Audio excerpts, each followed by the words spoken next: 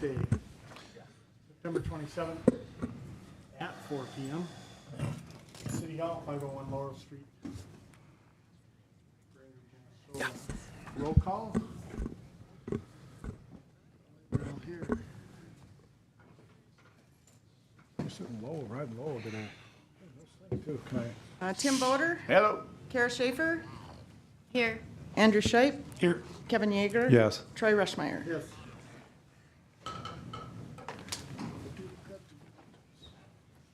I pledge allegiance to the flag of the United States of America and to the republic for which it stands, one nation, under God, indivisible, with liberty and justice for all. Play ball. All right. Approval of agenda. Motion to approve, Yeager.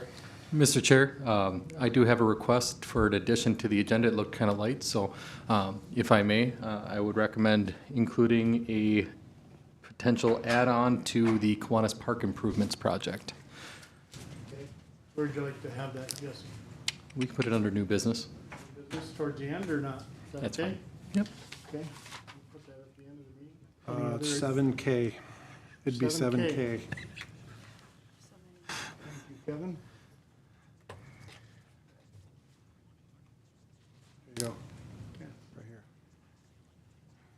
Got it. I got it. Consent calendar. Consent calendar, notice public. Yes, do we have a motion for the addition to the agenda? Motion to approve with agenda, Yeager. Second, Jake. All in favor? Aye. Approved. Opposed, same sign, none heard, is approved. Consent calendar, notice of public, all matters listed are considered routine by the board and will be enacted by one motion. There will be no separate discussion of these items unless good cause is shown prior to the time the board votes on the motion. Motion to approve consent calendar, Yeager. The motion, do we have a second? Second. Schaefer. All in favor? Aye. Opposed, same sign, motion carries. There you go. It's right here. He's not quite keeping up with you.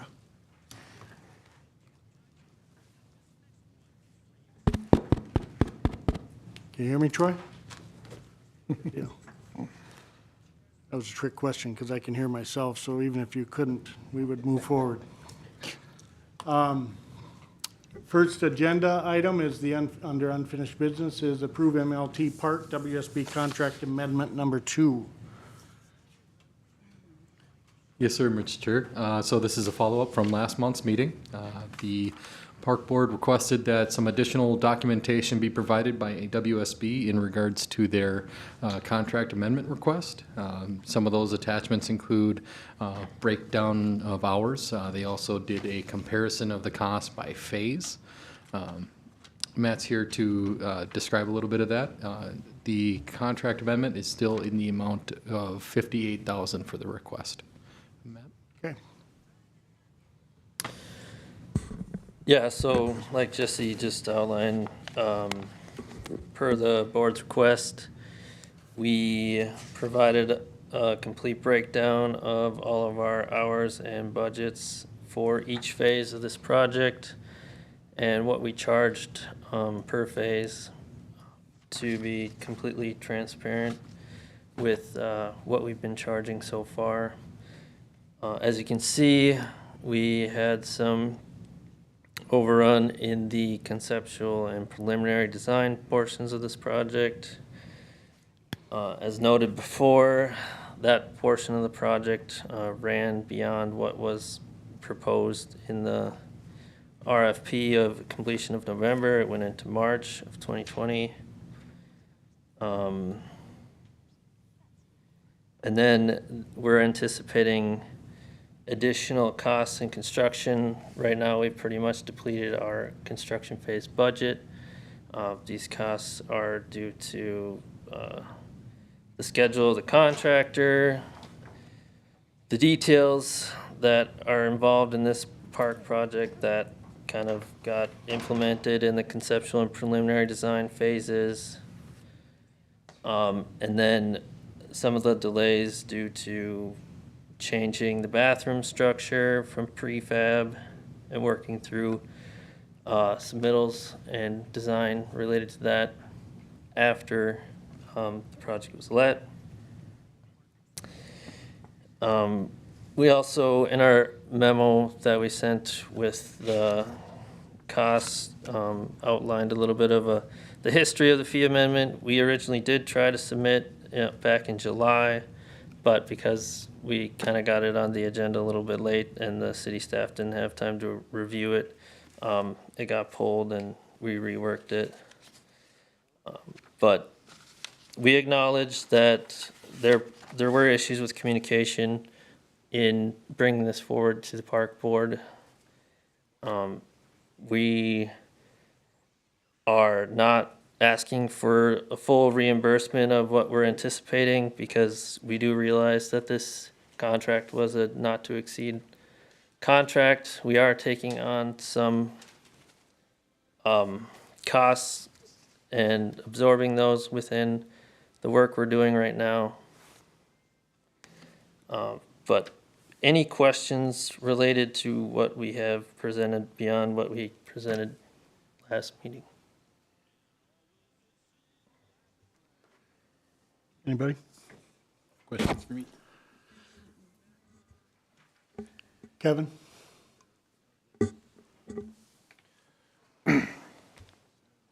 Thank you. Yeah, Mr. Chair. A couple questions. So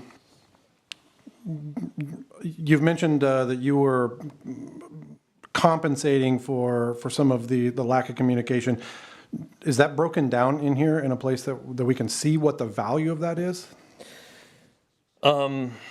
We have already absorbed $10,000 in fees that we haven't charged to this, and we're anticipating having to absorb more than that because of the way that this construction project's continuing to go on. But not all of them are fully itemized in this yet because they're not yet achieved. Okay. A couple follow-up questions. How do you see the timing, the completion date, as well as our other costs that are kind of rolling in? Do you have some projections on where you think we're going to land, not only with WSB, but with other subs and vendors, both cost-wise and timing-wise? One of our sub-consultants that worked on the structural engineering for the restroom facility has submitted an additional fee as well. We don't anticipate any of our other subs to submit further fee amendments for this work. And regarding the timing? As far as what the contractor's continued schedule is going to be? Projected finish date and that. Yep. They have submitted a schedule. It's part of one of the other items on the agenda, but right now they're projecting to be complete in November. The original final completion date for this contract is October 15th, so there are some discussions that I need to have with the city as to how we are going to proceed with either applying liquidated damages or adjusting the completion date based on some of the deliverable issues or other things that the contractor could claim delayed them. So there are some things that we need to work through. There's also a submittal for using sod in the park, which is proposed to be done in the spring. That would also have to be considered as extending the schedule. No more questions right now, Mr. Chair. Anyone else? Questions, concerns?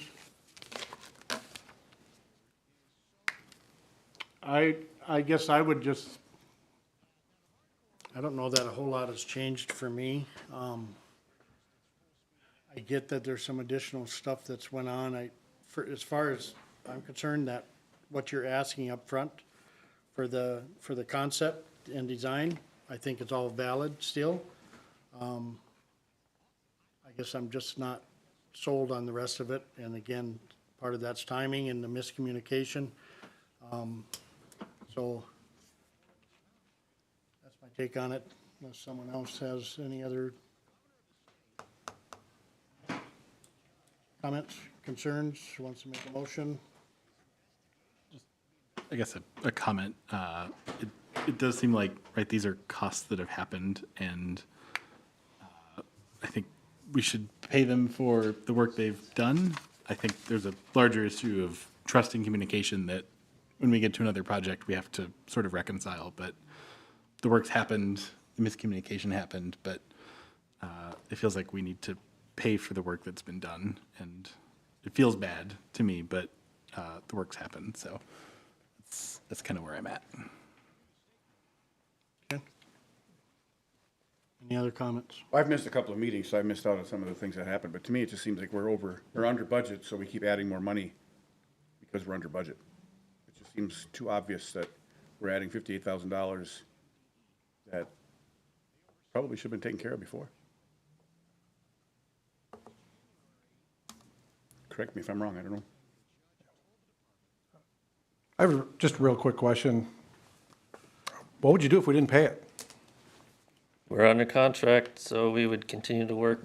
We would not be getting any money for the continued work we're doing out there.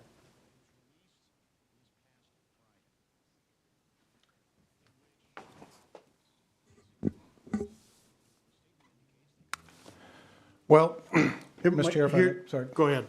I was just gonna, I guess here's where I'm at. This all just feels terrible to all of us. We feel like it was clearly communication. You've admitted that. Obviously, there's some compensation taking place, not just for no reason, but obviously because WSB feels like there was at least some negligence on their part on the front end communication. So, I sense that. This feels not good to all of us in this room. You represent WSB, and it's WSB that's being talked about here, and that's not great. We're not happy about that. Not happy to be in this conversation, but quite frankly, my fear is with not paying this and not moving forward is I don't want to provide any excuse or any traction for WSB to not perform here going forward with rapidity and with urgency to get the project done on time and on budget. So while I don't feel great about this, I feel like the right move here is to go ahead and approve this. I think the park board has made it crystal clear that we're not happy about this. And unfortunately, I'm sure this will be in all of our minds moving forward on future projects. But my greatest concern right now is keeping WSB engaged, moving forward, getting this project done, wrapped up on time, and as close to on budget as humanly possible. And I'd be prepared to make a motion if nobody else has any further questions in that direction. Again, with the comment of just kind of a bummer how this went. A lot of us worked on this project, had no idea this was coming, and just feels not good. So I'm disappointed in that. So that's all, Mr. Chair. Okay. Any other comments? Are you Mr. Mayor? Yeah, I'll throw one comment in, just to reiterate my comments from the previous meeting. I stand in the same position as I did at that point, that this seems convenient. This seems like a dollar amount that is very specifically tied to the amount that's available and that was under budget. And although this is a scenario in which work has been done, these are the taxpayers' dollars. And I will always fall back on the fact that it is our job to be as prudent about any dollars that we are spending. And so in this instance, I feel the same way that I do. I will agree that this project needs to get done, and it needs to get done with the watchful eye that is being paid. And so therefore, I will concede some of that, but I just want to make sure that I am revoicing those same opinions, that this feels wrong. Let's go that route. Feels wrong. With that, I'll just add again that,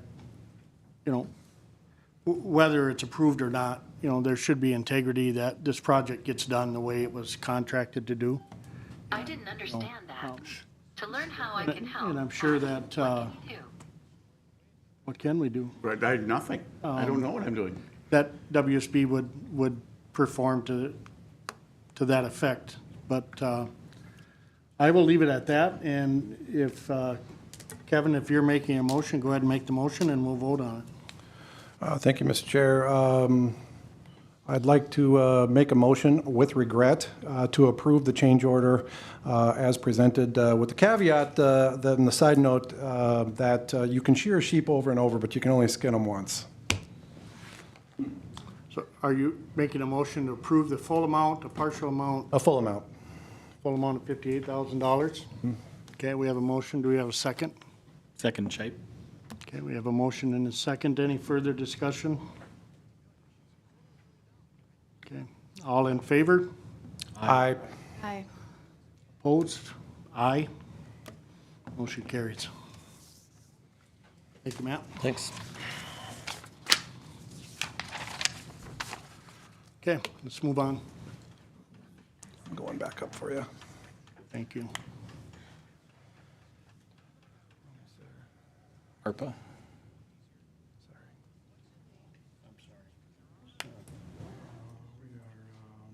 Right here. Arpa project recommendations.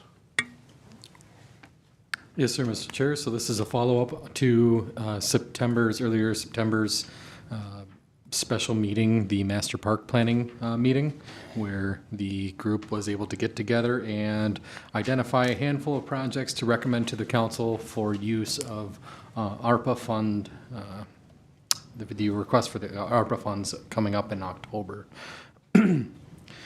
Excuse me. So the group prioritized, kind of shopped around a handful of different projects, and the second page of the packet includes a list of those projects, including a rough estimate of what those would cost, generally in the order of priority.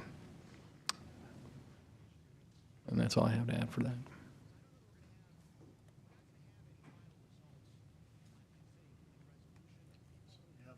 Bullet points in there for each one. Thank you. That'll make it easier to present to the city council. That's what this is for, correct? Correct. Yep. I'd just like to make one point on the skate park thing. It says that Mayor Bedell, who is myself, noted that the Lakes Area Skate Park Association has raised approximately $100,000. That is not quite accurate. So if we're going to send that to the council, I'll just converse with you. So that's a number that they're approaching, but they're not at 100,000. So I just want to make sure if we're going to present that to the council that we fix that number. We can there. tweak the language. So if you change it to say has raised less than 100,000, it would be accurate. Yeah, we'll just put the less than symbol in front of it. $9.12. Yeah. Thank you, Mayor. Any comments? What was the star by the JC Park? Is that, I didn't see like a thing. Oh, that star. Got it. Okay. Thank you. I was looking too far down on the page. This seems like a nice summary of what we talked Yes. about. Yeah, looks nice. Yeah, Mr. Chair, I compared the list kind of to the photograph that I took of our whiteboard session, which was great, by the way. I'm excited about this. I feel like this is going the right direction, and it'll be fun to present this, see where it goes. Yep, absolutely. Thank you for putting this together. Appreciate it. Okay. Did you guys want to take action on that as a formal recommendation, or? What is I don't think we need a just motion, just, funding and a total of $1,005,000. More of an informative recommendation, wasn't it? Don't need a motion, I don't think. Does say action. I'll make a motion to move forward with the ARPA funds as requested here as our kind of our formal structure to present to City Council. We have a motion. Do we have a second? Second? Second by Tim. Any further discussion? None being heard. All in favor? Aye. Aye. Opposed, same sign. None being heard. Motion carries. Thank you again. Next Gregory Park. line item is the Gregory discussion at parking at Gregory Park. Yes, sir, Mr. Chair. So I'll introduce this topic here. So currently, there's no off-street parking available at Gregory Park. We've continued to have issues of parked cars parked in a handful of different areas, the paved area between the tennis courts, along the pavilion, around the bandstand. We do have a sign that's posted up there for no parking. I did reference back to last year's minutes, and there was 2 actions taken last year on this very specifically. It was back in last March of 2021 is when the staff was instructed to install the no parking sign, and in September, staff was instructed and removed the paved driveway off of the street. I don't know if we painted the hopscotch or if it's just faded since then, but that was the other part of this. So we are bringing it back because we are still continuing to have parking issues out in the park. I did put together a few different types of options for the board to consider. A few of the things that we want to make sure that we're looking at is accessibility, specifically ADA accessibility. It is a concern of ours to make sure that that is accessible for a lot of different patrons to be able to use those facilities. The distance from the street to those facilities, and especially with the bands carrying those heavier items or anybody using those for cooking and different types of events at the pavilion, those can be heavy items, so those might be a longer distance.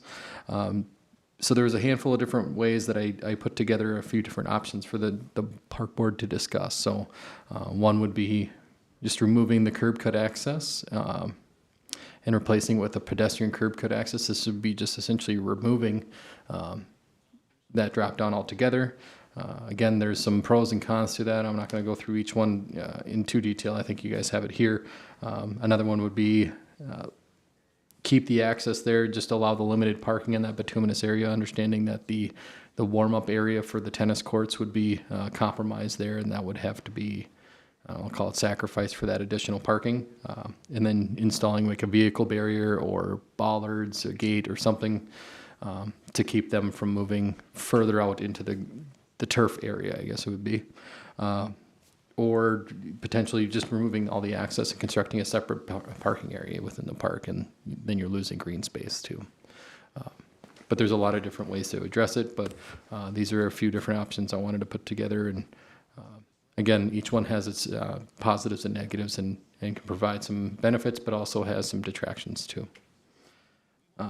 With that, also in the packet is a handful of the different photos provided to us of different issues with the parking out there. Like you said, like I mentioned, there's cars parking in the paved areas, parking in the turf areas. We've had issues of tracking out, some of the edge cracking on some of the walkways. So those things you can see out there, a lot of that is traffic related. But the other piece we have to make sure that we address is maintenance access and making sure that they are able to get into the area and the facility to maintain those areas too.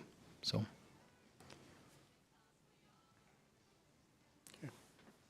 Mr. Dean? Any comments, concerns? Mayor Biddle? Do we have the motion from last September? Yes, sir. I have the minutes up here. It was moved and approved to remove the asphalt from the tennis court to 5th Street, plant grass, and paint hopscotch or Foursquare in the asphalt area. And I haven't been over there. Did I hear you say that that has been done? The pavement was removed. I don't know about the painting, and we did not plant grass. It was just a gravel driveway at this point. Or gravel patch. And I think, didn't we this summer ask that a sidewalk be placed instead of a sidewalk running up from the street? That was would definitely. right? Yeah, that was definitely a discussion last September. I think there wasn't time to pave it last fall before it got cold and it wasn't going to set right. But we'd wanted that to happen this spring, is my recollection. But I think we're here now, so. That would align with my recollection, Mr. Chair, as well. I think the idea was that we were going to be able to keep some type of carted access in there for loading, unloading, and that was the purpose of the sidewalk as well as access, but planting the rest of it in grass. That was my understanding. Right. My understanding from the last conversation is that we really wanted to discourage parking of any kind, any inside the park, even for loading or unloading, and that by planting the grass, it would prevent people from pulling in there other than our city staff would know they could pull through there. But obviously there's a lot of different things to talk about, with this. If I may, Mr. Chair, I will say that I do see the practice wall is used quite frequently. So whatever we do, I do have a concern with the practice wall being either blocked or used or damaged. There's an image here of oil from a vehicle that leaked out, there you go, onto the practice wall. That's not great. Now, we don't know who did this. We don't know, it might have been one of our guys, but the whole idea is that when you put cars near where you are supposed to have people, these kinds of things crop up. So while I am certainly appreciative and open to the people that want to use the inner core of the park, especially with loading and unloading, I think there might be some other ways that we could help people in and out of our park, even with the ADA concern, without necessarily letting them all the way in. I would also say that the last summer that I've watched this, some of the biggest offenders here were our own staff as well as our police department. So I see our police as well as our volunteer police parked either right next to the building or even further in quite regularly. And I really think what we honestly have here is not anybody really intentionally doing anything wrong. It just looks like you can drive in there. And I think that is kind of precipitating the problem. I also see our own staff pull in not only just to where the tennis courts are, but all the way in right along next to the bandstand, in between the bandstand and our pavilion, which leaves marks, it leaves tracks, and again, it encourages further use. So whatever we do here, I think we have to just be careful that it's not just what you say people can and can't do. You have to create a situation where they actually do it. So my leaning here is my preference would be to not let people into the park at all to load or unload, to use the tennis wall as a tennis wall, and then come up with a way, whether it be rental carts, leaving carts there, whatever, to allow people who want to get to the pavilion from the on-street parking to get their items, heavier items, back and forth. So that's my 2 cents, Mr. Chair. Any other comments? I know Ms. Berry from the center had some thoughts. Oh, didn't know if we could let her Absolutely. share her feedback.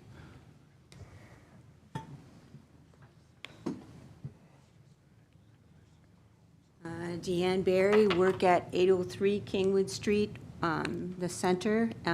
We have sponsored the bandstand concerts for the last 12 years.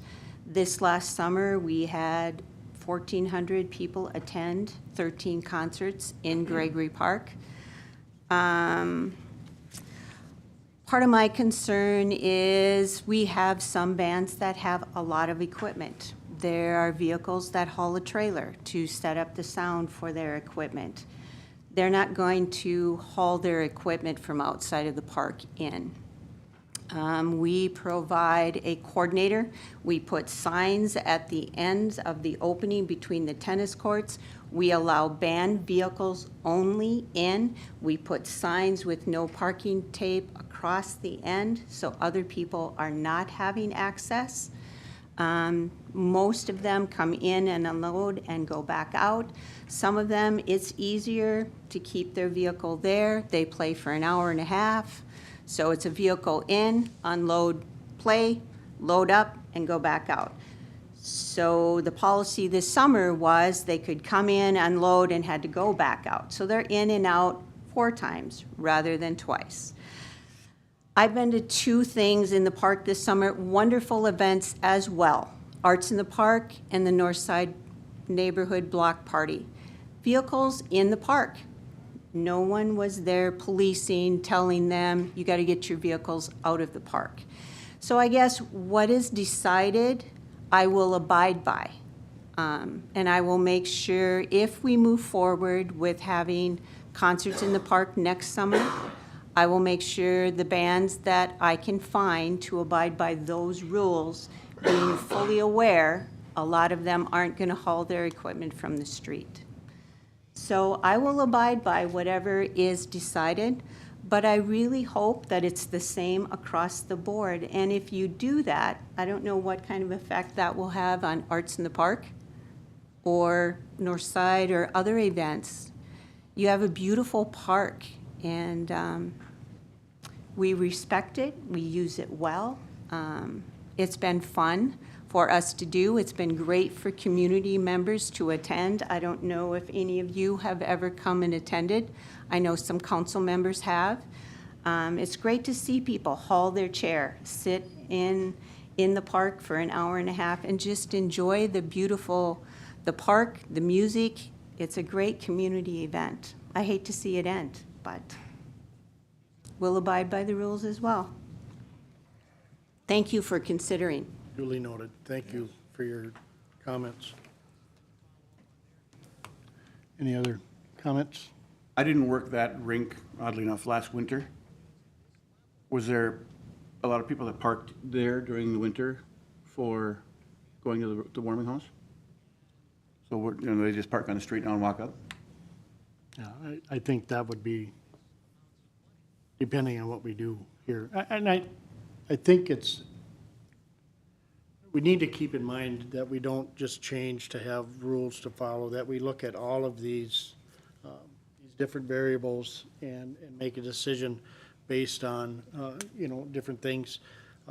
Kevin had mentioned, staff as guilty, and I don't know if that, Troy, is that for going in and picking up garbage and It's for a myriad of different things. I mean, we were in there twice today. We had to replace a vandalized sink. I mean, when it comes to maintenance, it would be actually pretty tough to, haul the tools and haul in the toilets or the sinks. Or we were in there again today working on the water fountain, the actual fountain. We're starting to blow it down. We have to pull in trucks. We have to pull in compressors. Numerous times during the year, we'll have BPU in there with their bigger trucks. It's something we wouldn't want to take down the sidewalk. The reason it looks like there's a road in there is because they put one in there years ago, and I don't know why. I don't know if that was in there from how many years. But garbage, we're driving all around the parks because we have to drive to numerous different dumpsters. They're not all in one centralized area. So not only are we using that entrance, we're also driving through the grass, to get to all these different areas. And, we try obviously not to use the same path all the time, just so it's a little easier on the turf and stuff, because none of that park is irrigated. But from a maintenance standpoint, I don't know how we do it without an entrance. Like I said, we could use sidewalks, but then you get the breaking off the edge of the sidewalks. You get the grass that doesn't grow along the edge of the sidewalk. You tend to make ruts with your wheels on one side or the other. It's not ideal. I mean, for maintenance, it's almost a must for us to have a way in there. We've brought the fire truck in there before to get to that tree we used to light there. And like I said, we've used public utilities numerous times to do this, that, and the other thing, and with their bigger trucks. It's just something that wouldn't really work trying to bring them down the sidewalk. Thank you. Appreciate it. Any other comments? Mayor? My comment to that would be, grass would be acceptable, though, for you guys to get in on, if it was brought to grass there. See, we have to get in there every day during the wintertime, so that road has to be plowed. We have to get in there with the skid steer and the broom, plow trucks, that kind of stuff. What we have in there right now is gravel, and like I said, we don't have an irrigation system. So to get grass to grow where we're driving all the time, I mean, it's never not going to look like a road. Instead of tarred, it might look like a, minimum maintenance road instead. But it's still still gonna be a road. Because as much as we plow it, like I say, I mean, the plowed areas, like you've noticed the free rink and stuff, it's really hard with all the sand to get grass to grow on an area that you're, keeping clear of snow all year. So if I may continue, so would a gate be usable? A gate would keep them out. Okay. And a gate is, actually, we had a makeshift gate at one time for years. It was actually just a chain with a stop sign on it. And we would get out and just unlock that and remove it. We don't have as big a problem during the winter, people pulling in there, though there has been, a few kids that like, since it was open, they like to go and spin a few brodies on the ice once in a while. But the big issue is the summertime. And a gate would, there's no other way in there. Unless they did drive down a sidewalk, and then, they're a lot less likely to do something like that, because it's not right. They don't. So a gate, yes. And I know you guys didn't like the idea of a gate, but I think maybe something a little more decorative than just a chain with a stop sign on it or something. I'm sure you could make maybe something look decent. This is where this all started. If I remember right, a couple of years ago, this all started with coming with and saying, hey, we have this gate. It would fit perfect at Gregory Park. And we decided, let's try putting signs up first. Let's try to do the least amount, and let's try this first. So I think we've tried some different things, and I don't want to not have access for a great event or events or arts in the park for people to pull in. I know that was a discussion several years back. People can pull in and unload and then go back out and park on the street.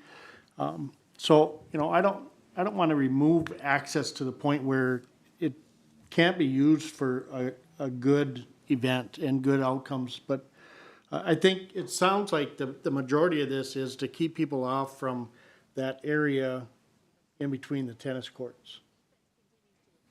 Is that correct, or? I think it's the, all of it, yeah. I think it's all the way up. I don't think it's okay to have cars parked right, unless it's maintenance. But otherwise, I don't think we should have cars parked next to the gazebo unless they're unloading. But I think it's like that whole brown area there. Did we have people pull in an Arts in the Park this summer? Yeah, so I can comment to that real quick. So for Arts in the Park, because of your regulations, we have asked there be no vehicles parked in the park in terms of from our vendors. In the skate park or the skating rink area, that is where the food trucks park. We do leave their vehicles there just because it's easier than having them pull in and out and then take up more space around the park. But in terms of the actual vendors themselves, we are very strict with them about them staying in the park. We had one this year that refused to remove their trailer. They will not be back. And they were informed of that. But do they drive into? They do drive in, yep. Just about everybody drives in, unloads, and then drives out. And that is throughout the entire park. But they are informed that it is in their contract that you will remove your vehicle. And again, we had one this year, and they were very politely told, that's fine if you want to leave that there, but you won't come back, and they will not be back with us. And I think that's the decision we made several years ago for that event, was that they could drive in, unload, but then they had to, because I think they used to stay in there. They used to be allowed to leave their vehicles in there Yes. during the, and we made that decision some years back. Yeah, that was about 5 years ago that change was made. So my perspective is, I don't want to hinder these events. So if we let people pull in with their food trucks and park off to the side, per Deanne's point, could bands pull in, unload, and park off to the side in the skate rink as well, instead of going in and out. Then they're going in and out. But if there's a gate there, then that's only given access to certain events, to certain, if there's arts in the park or there's a concert going on, but all other times, unless maintenance needs to get in there to do whatever it is they have to do, we would then keep traffic out by going back to the gate, which was proposed a couple years ago, and we decided not to do it because we just wanted to see if we could keep them out of there without having to put a gate up, but Well, the gate's gonna limit so many things. If we put a sign on the gate saying maintenance vehicles only or authorized personnel, you know, it just seems like a no-brainer to me to put a gate there with a sign on it and only open it from, you know, 8 AM till 8 PM or whatever time the park is even open, and close it up. Mr. Harris? When we had the gate, the chain there, at first, we would only usually open that when we, you know, needed to get in there. Correct. We can access like the garbage truck and things that make frequent trips in there can actually access down the sidewalks if need be, but we tried to get away from that because it was killing the grass and the stuff. But most of the time, we're not in there all day, so we would lock the gate Yeah, open, close. behind us if you need to. Hey, Mr. Chair? Yes, go ahead. Yeah, I mean, it seems to me if as a group, we feel like we do want people to go in there to unload and load and unload, it seems to me that the only option is a gate, because again, we have that policy right now. You can go in there to load and unload. There's nobody does it. People stay in, they pull in beside wherever. So the policy that we have now is clearly not working. So to me, if as a group we decide that it is okay to go in the park to load and unload, I think the only option is a gate. And then you only let the key out to Deanne, you only let the key out to obviously our staff or whoever we on the city side say can gain entrance through that road this day at this time. That's just kind of the way that's the only option I see, Mr. Chair. Andrew? To go along with that, I think, could we add it to our special permit? Could we add a line that says, you know, I will unload, or I know I'll need a key, or whatever that would look like? I don't know if we want to add that so we know, because maybe there's another event out there that we're not thinking of, like the north side. You know, like, do we know for sure if they're going to have cars coming in and out? We would need to have someone unlock that. You know, maybe it's just something, a part of our event permit, possibly. Yeah, I think that's valid. I think that's a valid point. Yeah, I mean, Gregory Park is one of these parks where when people get an event, it's like a green light to drive wherever they want. I see it every single event.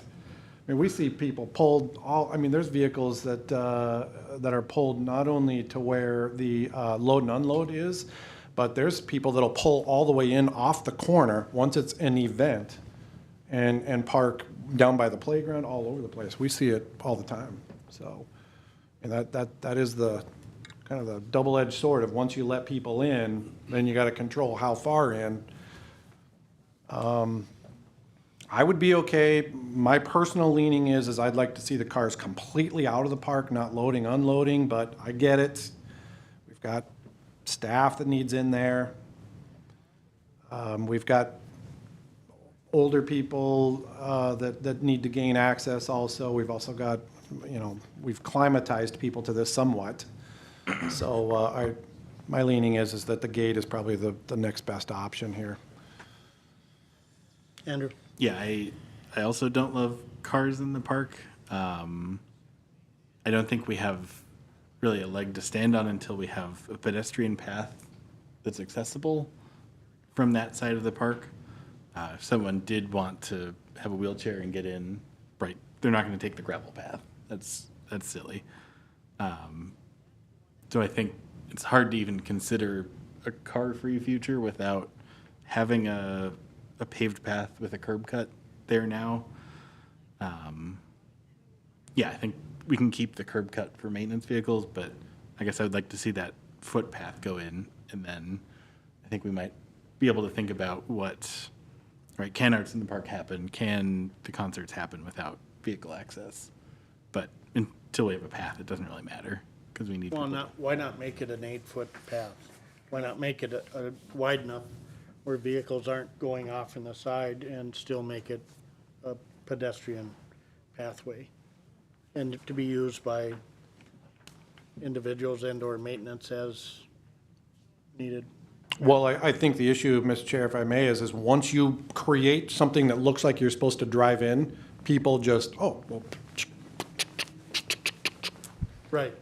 But I think we're all under I think we all recognize that we've tried different things and nothing's really worked. And so I think we're back to square one and the gate is probably the best option.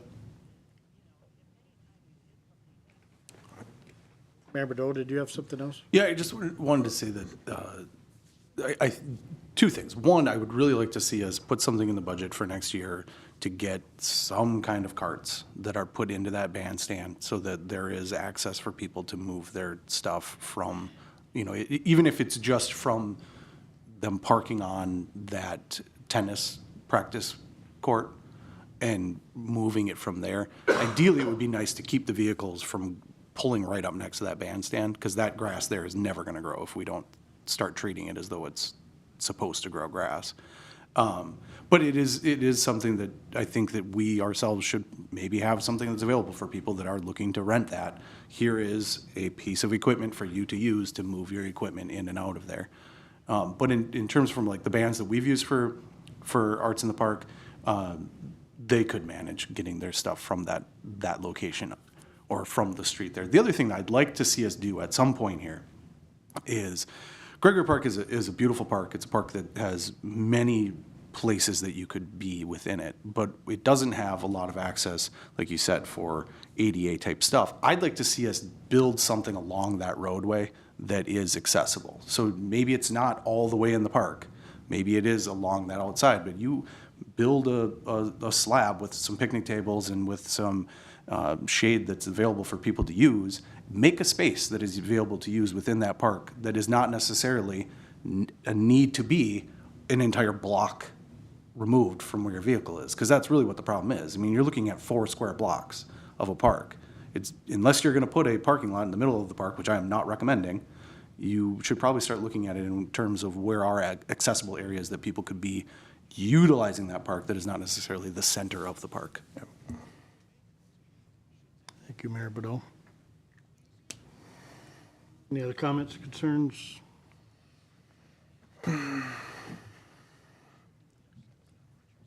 Where do you want to go, guys? Mr. Chair, if I may, Yeah. I think basically what we're saying is we also want to be sensitive to Ms. Berry, who's asked us for clear direction. So I just want to I'm just going to summarize what I think I'm hearing, and then if it's something different, somebody else please stop me. But the basic direction is that parking is not allowed inside Gregory Park currently. There is you currently can load and unload in the tennis ball area, but once you're unloaded, you're supposed to go out. And then I would further that to say that I'd like to direct staff to come back to us with some options for some gates, for a gating option on the outside, as well as explore what our human path, our bipedal path might look like coming in from the westerly side into that area, and just kind of come back to us with some options on those 2 points. And then I think we would have what we need to make a decision there. Yeah, I think that's a great idea. Anyone else? And the carts, options on carts. Sorry. So I don't think we need a motion for that. Good. Nope, not good. Mrs. Berry. So if I heard some of the discussion right before,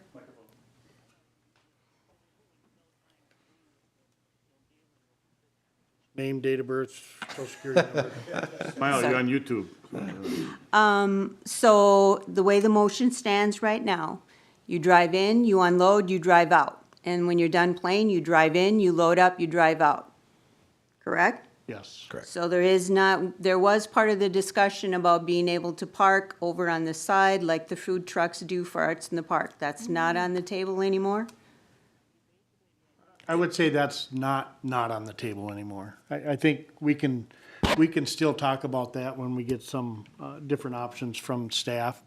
Okay. To me, whether we drive in and out or we drive in and out and in and out, I think we're splitting hairs. So I would not like to say that's off the table at this point, from my So- perspective, that it's still a possibility.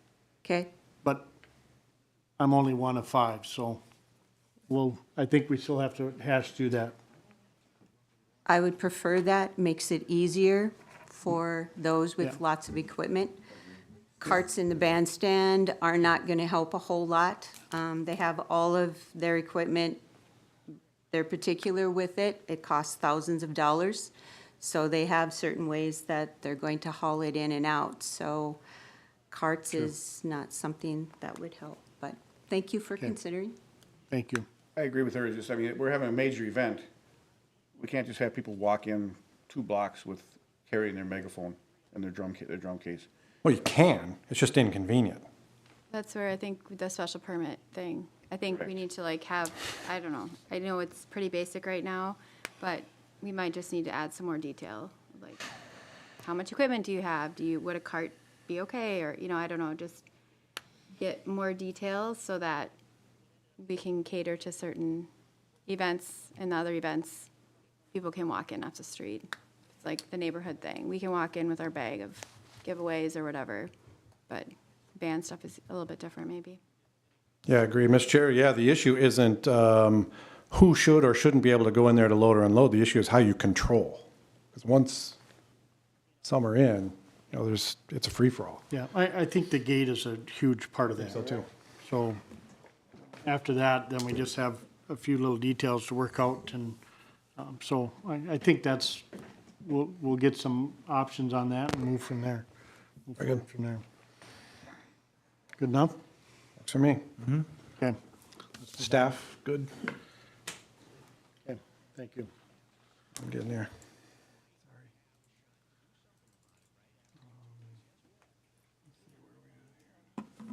Rotary, solar. New business, approve installation of solar panels on Rotary Park Pavilion. Director Dean. Yes, sir, Mr. Chair. So the Rotary Club has been having discussions with BPU about the possibility of installing some solar panels on the roof of the new pavilion building. BPU has indicated that they would be acceptable to working with the club based on some of the details that they would need to do, installing the necessary facilities that they would have to put in there. Essentially, the BPU is at the point of they need to get the park board approval before they want to progress further. And I believe I have a couple Rotary Park members here that can also share some details on this, if you might. Sure, I'd like to hear more.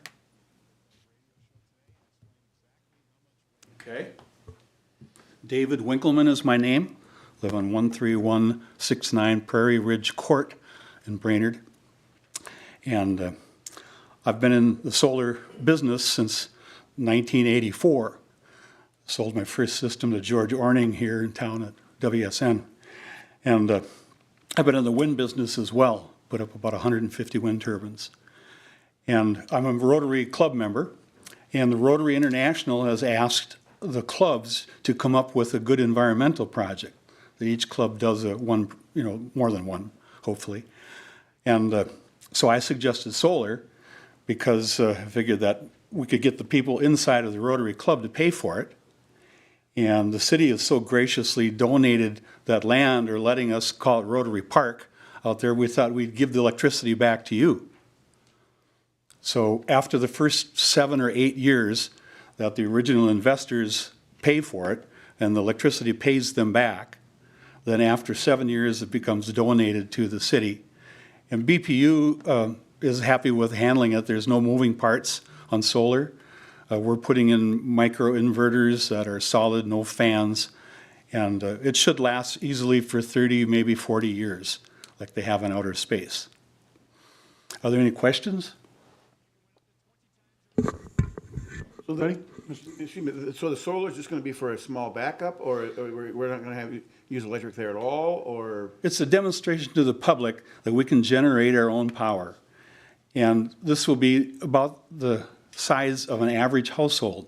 So we'll have a meter there on where people can watch the power generation versus the power usage that the plug-ins and the lights have at the pavilion. So it's an educational center that'll also go on our website at Rotary, so people can come in, and could also go on the city's website, because this is city-generated solar then. So it's educational as the primary function for it, and just kind of welcoming the future, because solar is part of our future. Is there any way this electricity can be used for any of the facilities that now or in the future might pop up in that Sure. area? We're working with Jim's Electric, and they said, and they will give us a discount on putting in plug-ins, lights, and they'll put a 100-amp service panel out there, so that will be plenty big for adding other things to it. A 100-amp service should be just fine. Troy Hawkinson is who I was trying to think of. He at BPU. I've gone over the whole system with him, and he's happy with it, the specs and the details and so on. And I think we submitted everything to Jennifer, so she has the details as well. But you got a question? Jennifer, go ahead. Mr. Chair, if I may, just so you know, the BPU Commission did consider this request. They have given their thumbs up for them to move forward. They just wanted to make sure that the park board was okay with this being installed on the pavilion itself. But as Dave mentioned, he's been working with Trent Hawkinson, kind of moving forward, just waiting to make sure that the park board was okay with this, with the panels going on the pavilion. So you put it on the building that you guys paid to have and put up down there. Yes. So we are so much appreciative of what you guys do. It's, so Yeah, you Rotary- thank us, but we thank you. You guys do a fantastic job down there at the Rotary Park. And I would just say, if you want to test to see if it works, I know a place on 2818 Blair Street that we can run this electricity to.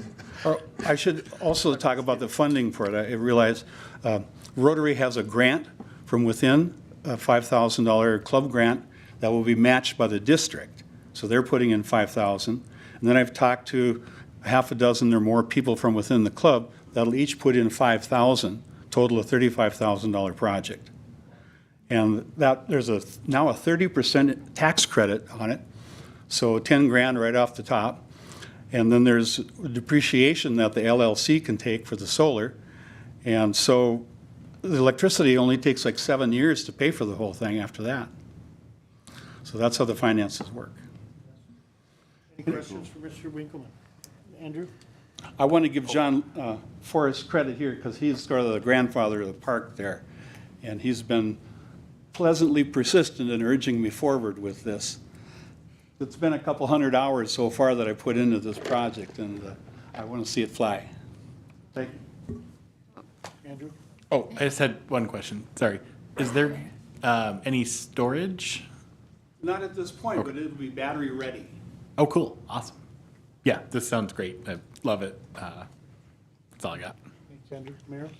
Yeah, I just want to make sure that when we do this, that we add something in there, that there's a provision that it would be removed if needed and not at the taxpayer's cost. I have a question too. At the end of its useful life, you mean? Yeah, if for some reason, if for some reason it turns into a situation where it is blight, let's say something happens, it gets hit by a tree or something along those lines. I just want to make sure that if we're taking things on, we need to make sure that we're prepared in case something happens, that what if it needs to be removed? Go ahead, Kara. I was just curious about the maintenance for it. I know you said 30 years, which is great, but is it going to do any damage to the roof or anything, or I don't know, like That's a real something- good question. Yeah. Yeah, should use the mic. The question was how, maintenance, and there's very little, that can go wrong with a solar panel. They have warranted for 25 years to produce power, to produce a certain amount of power. And they'll last, I'm guessing, probably 25 years after that. I have my solar panels up from 1984, and they're still producing almost 100%. And there's so little technology now, it's all just solid state. It's plug and play. And I forget, I may have not answered your question very well. Well, does it do any damage when you do the install? The install, Yeah. there's a 5-year workmanship guarantee from the installer. And then out of 2,000 or 3,000 installations that I've been involved with, only had leaks in a couple. Okay. But it does happen. You have to make penetrations in the roof. But this is a wide open space inside. So I don't think there's going to be any problem. We can fasten right through and get it very plenty strong. It's going to be rated for 120 mile an hour wind. And it could, be connected to a battery system to whoever asked about that. The new microinverters now have their own battery systems that work with it. So if there are further expansions, and I believe personally that we're all eventually going to have some kind of energy generation in our cars or in our homes, and all be part of a bigger grid. The big grid, almost like the internet, is going to be happening in the next 30, 40 years, where the old-fashioned grid is going to be replaced by a new kind of grid. So pardon me for getting on a soapbox. Heard a lot of grid talk lately. Any other comments?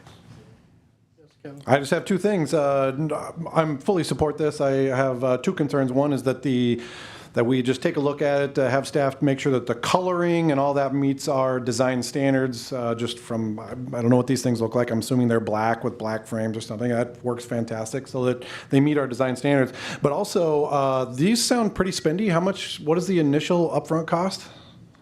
Of the whole system? Sure. About 35,000 Okay. total installed. So you got 35 grand, takes you 7 years basically to recover that money. So it also takes you an additional 7 years to raise the funds to replace it at year 25, which means your actual delta of income is more like 11 years. So the only thing I would say is I would love to see something so that we are earmarking the money during its lifespan to replace it at year 25 without coming back to city, BPU, taxpayers, whoever, and say, hey, we need new whatever.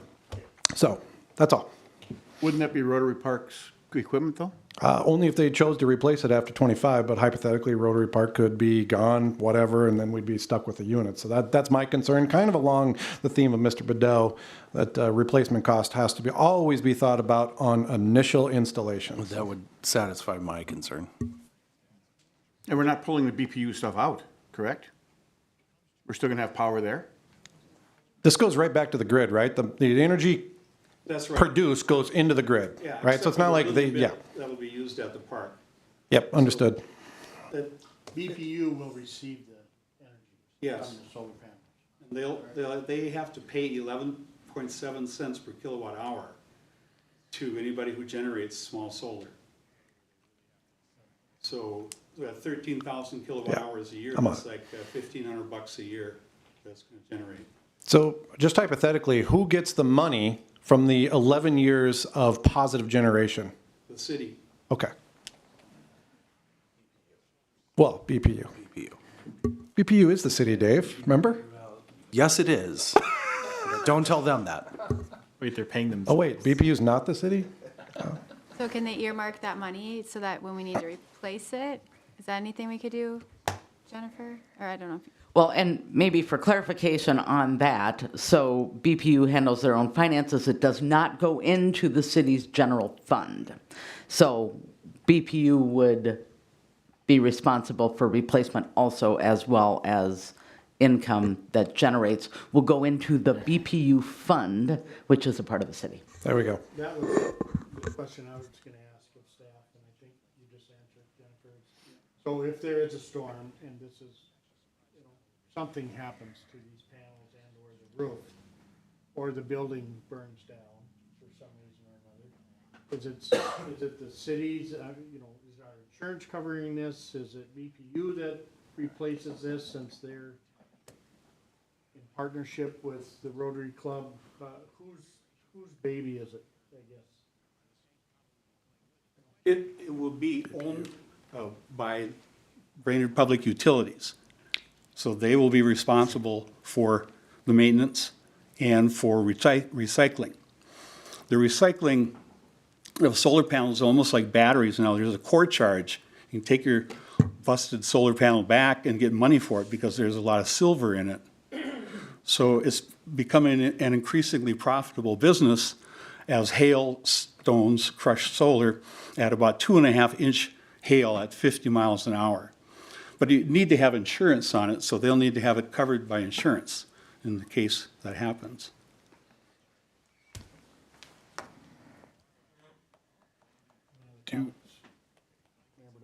Yes, so that gets kind of what I was getting at, is that you're putting something on your building that you don't own and may potentially be asked to replace. So just make sure that the motion is clear that you're allowing for this to take place, but yet when it needs to be removed, it needs to be removed or needs to be replaced, not at the cost to this park board or to the taxpayers, but from the divisions that are taking care of it.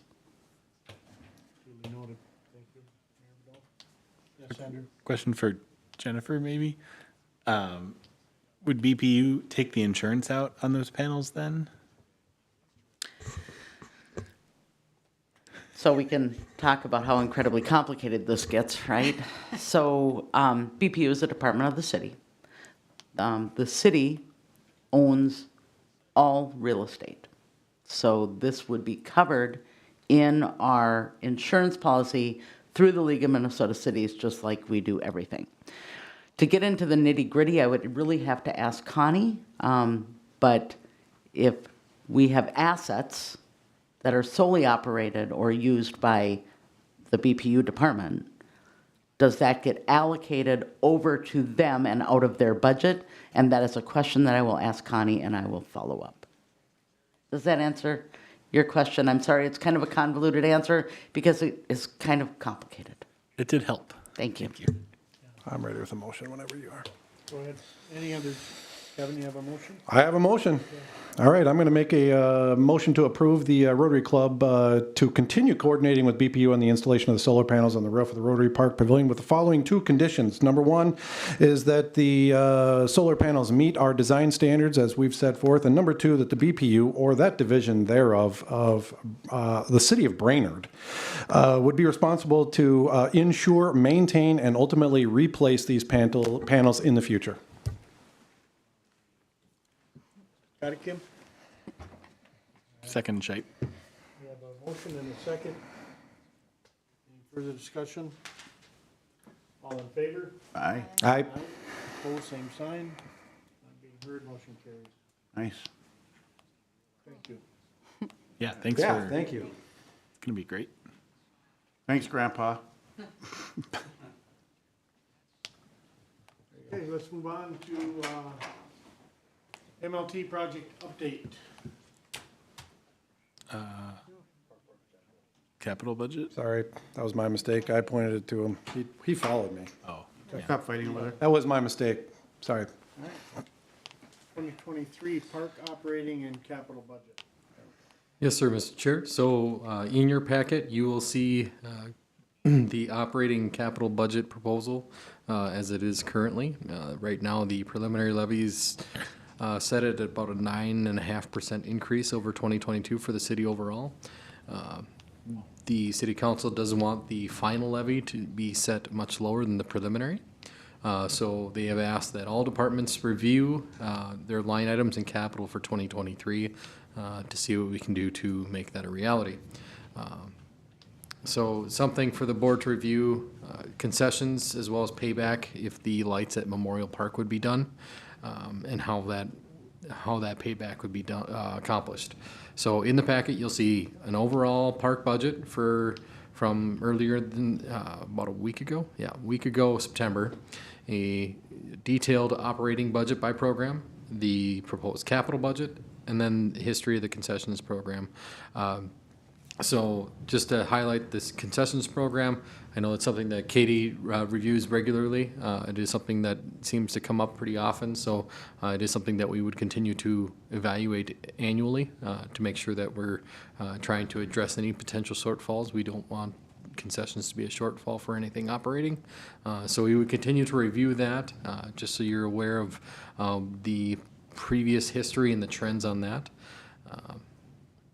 The other piece of that is, like we talked about with Memorial Park, the payback of the lights. Is this something that the park board would like us to potentially charge more for the use of those fields to recoup some of that cost, or would the park board want to do something different to recoup some of the cost of the lights at Memorial Park should they be installed.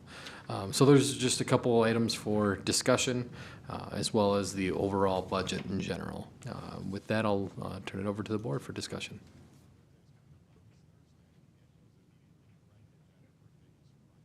Comments? Yeah, just super fast, just to put my 2 cents from the council's perspective. We asked very specifically at their workshop for direction for the departments. And the direction that was given is that they are really looking for each department to go into this and look for things that can be pushed back. So, you know, the words coming directly from them are, every department needs to look at their budget and every department needs to start pushing things back. And so that direction is pretty clear. And so I believe that's what you guys should be looking at this from that perspective.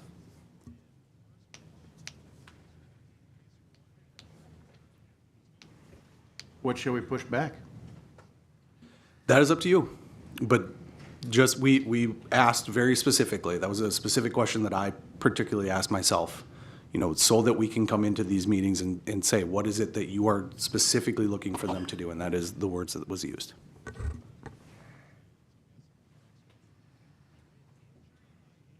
You know, being at that meeting, I think we knew this was coming, so, you know, again, we asked for a certain amount, and, you know, we'll get a certain amount, and then we have to look at what we get and decide what we want to use it on.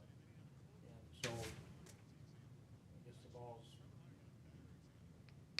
technically in our court to determine what that is.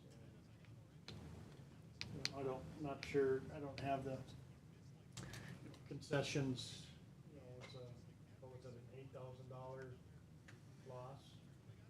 We mentioned the lights, you know, is there other ways that we can collect some revenue?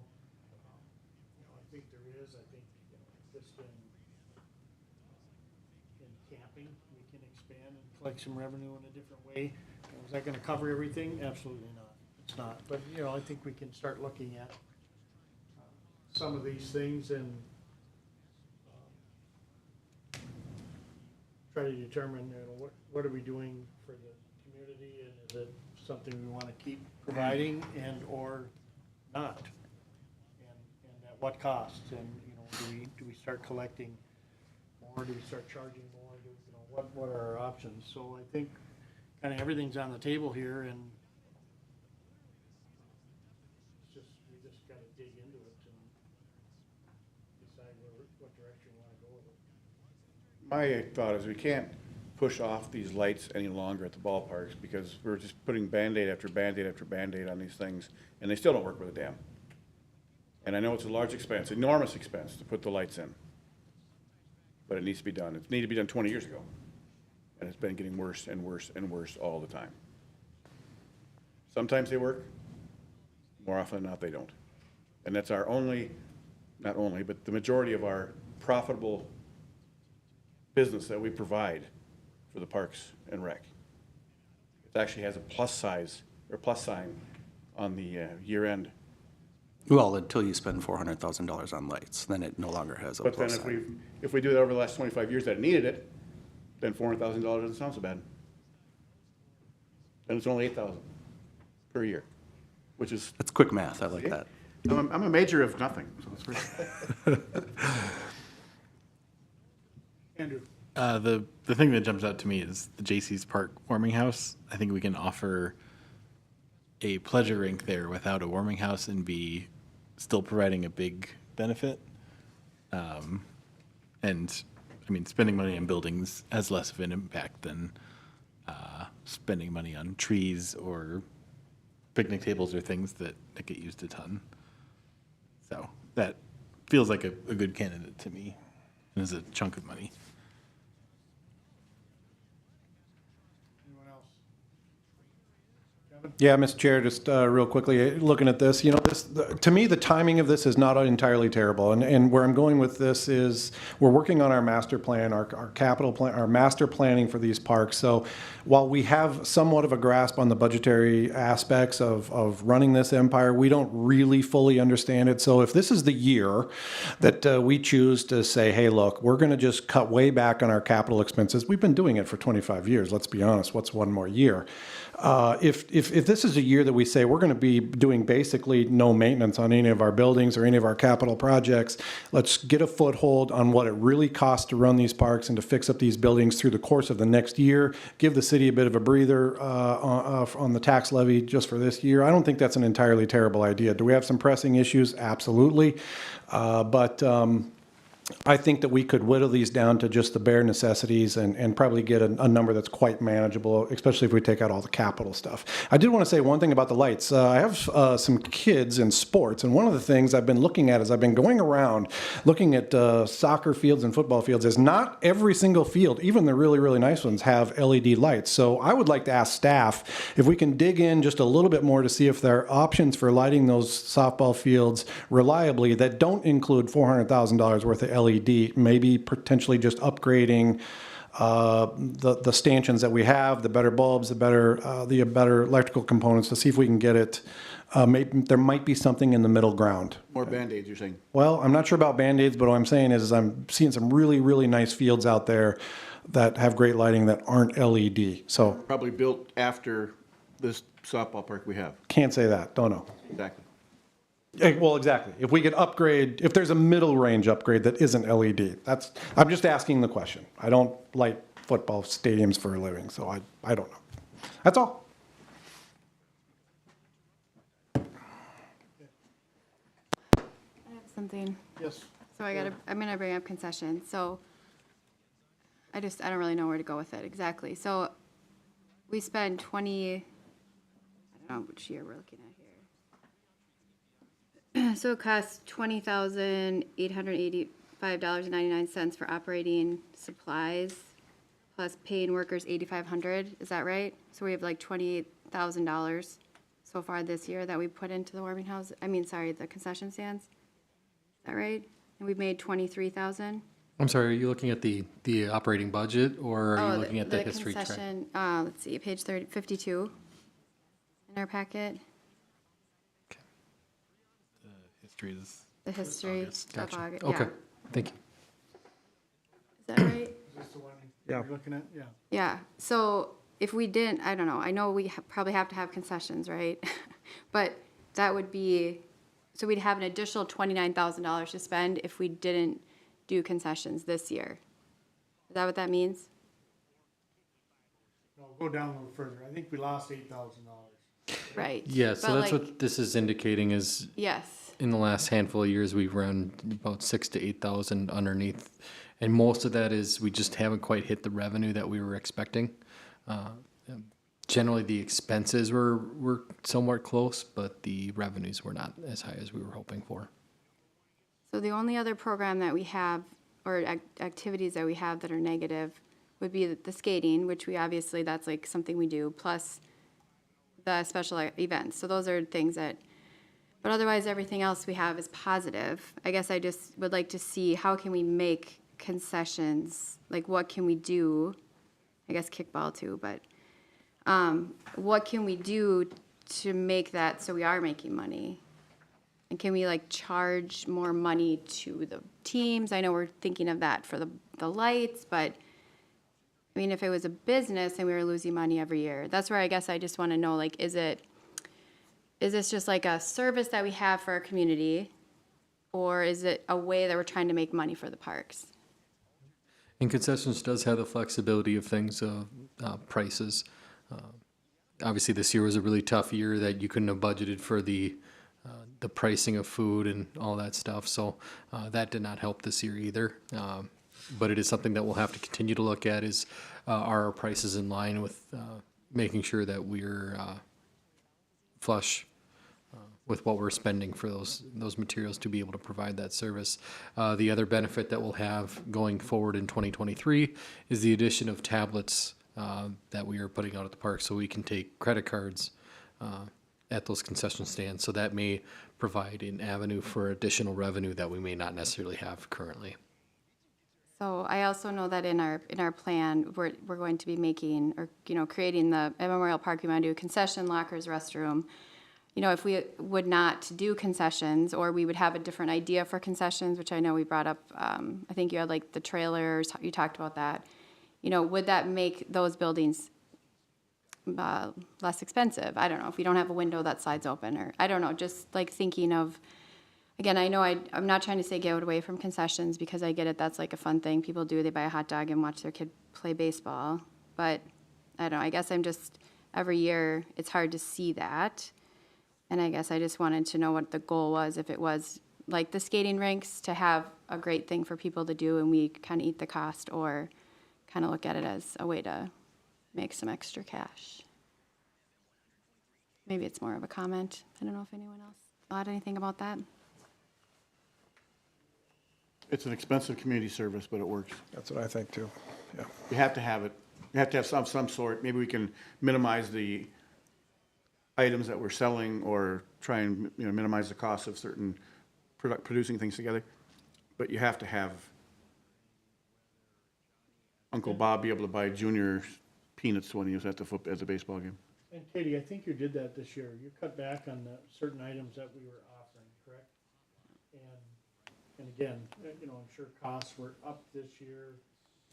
One thing we don't know is if having the tablets and people being able to use their credit cards at the park is gonna create additional revenue or not. I guess, if we continue forward, we won't know. We've already decided to fund the tablets at the concessions, and, there can be some discussion with the different entities that use our parks as far as, if they want to, partner in that area as well or not. I don't know. I think there's always something that can be worked out there, but I think this is even bigger than that. I think, this is probably bigger than concession. I think it's, kind of like what Kevin said. Do we look at different options, for instance, for the lights, and not only to say, no, we can't do this, but to say, no, this is the best option. This is the best option to move forward with $400,000. And if that's the case, then what else do we not do? Because we're gonna have to not do something if we decide to move forward with the lights. So I think we have to be ready to look at that and say, okay, well, we're not doing the structures and the pavilions in Lum Park, and does the warehouse office need to be demoed this year? Different things to look at and say, the J.C.'s warming house, does that need to be done this year? And try to determine what we're gonna do and what we're not. This being said, we're still just a few weeks away from meeting with the city council about the Arpa funds. And, I see the Arpa funds was on there, bolded in yellow. Is that Mayor Bedole saying that they have decided that $500,000 is what is allotted to the park? No, the council has made no decision on ARPA funds. Because I think we're asking for $1 million, correct? Yeah. Jack that up a little more here. So I think we have to start thinking about it, but I don't know that we have to make any decisions today on this.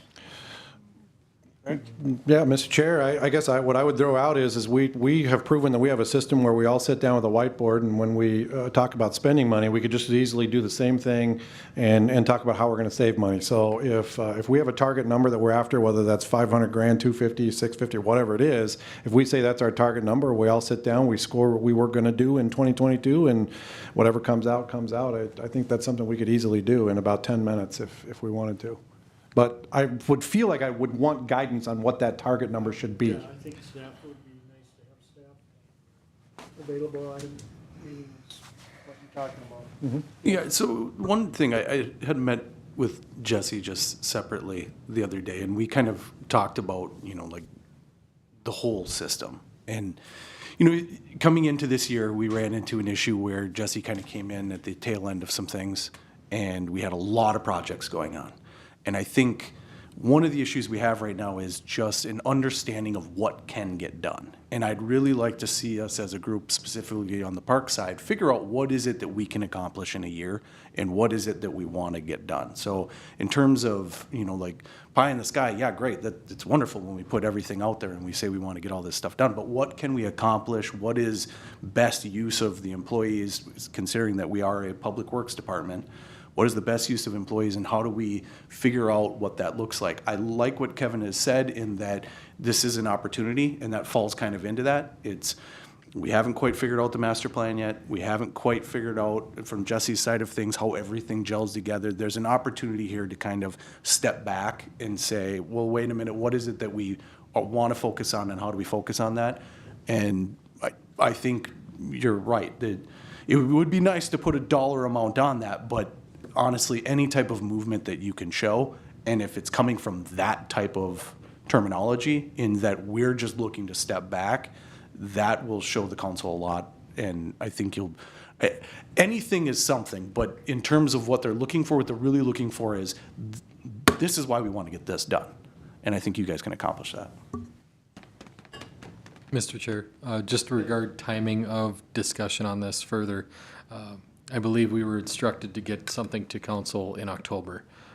So if you wanted to get to the second meeting in October, you would probably have to come up with something concrete for an adjustment here, maybe by early to mid-October in advance of that meeting. By what time? For the ARPA funds, mid-October. Mid-October? Yep. Mr. Chair? The council will be meeting on October 11th, which is a Tuesday. The 10th is actually Columbus Day, and while we're open, we can't meet publicly on a federal holiday. So that packet will go out on the 7th of October. So that's coming up. I think it's next Friday. Next week. Yeah, next Friday is when so this is only in regards to the ARPA funds. I think what I hear the mayor saying is kind of the budget as a whole. Yeah, for the ARPA funds, you guys already I pushed think that you're forward. done. You're good to go on the ARPA funds. I think you're good to go on the ARPA Yeah, funds. just on the budget itself, which, again, the council will be making that decision probably the first week of December. We need to have it done by December 31st. Yes. And I think we have it slated for the first meeting in December. So I would say, as long as you are coming back to them before that first meeting in December, but again, you guys don't meet till the end of November, so you're gonna have to figure something out there. We can discuss this as we plan. We're planning to meet again, Troy, could you turn your microphone on, please? but we're gonna meet again in 2 weeks, I would assume, to continue with our master planning. But we can slide this right in at the front of it. With that. With that, Yes. yes. The 11th? Yes, and if we could have staff available at that time, I think that would be beneficial, very helpful. Mr. Chair? Yes. If I may, so we are on cable and we are on YouTube. So if you would please just make sure that you all have your microphones on or are close to the mic. I got a text that they can't hear you, so. Can you hear me now? So October 11th. Now. Gonna put you in October stereo, 11th. 2 microphones.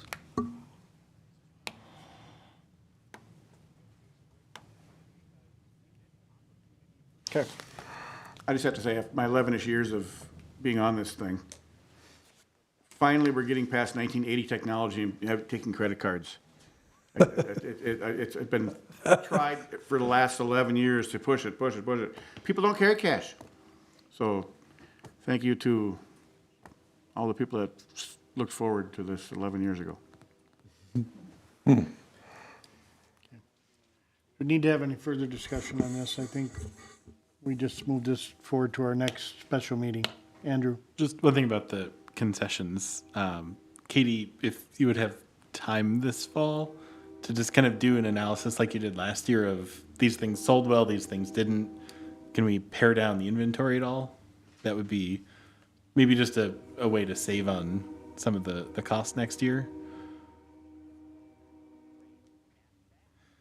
Yeah, we can take a look at it. I mean, if you look at the budget, I mean, we did have some progress despite it being still in the negative, but yeah.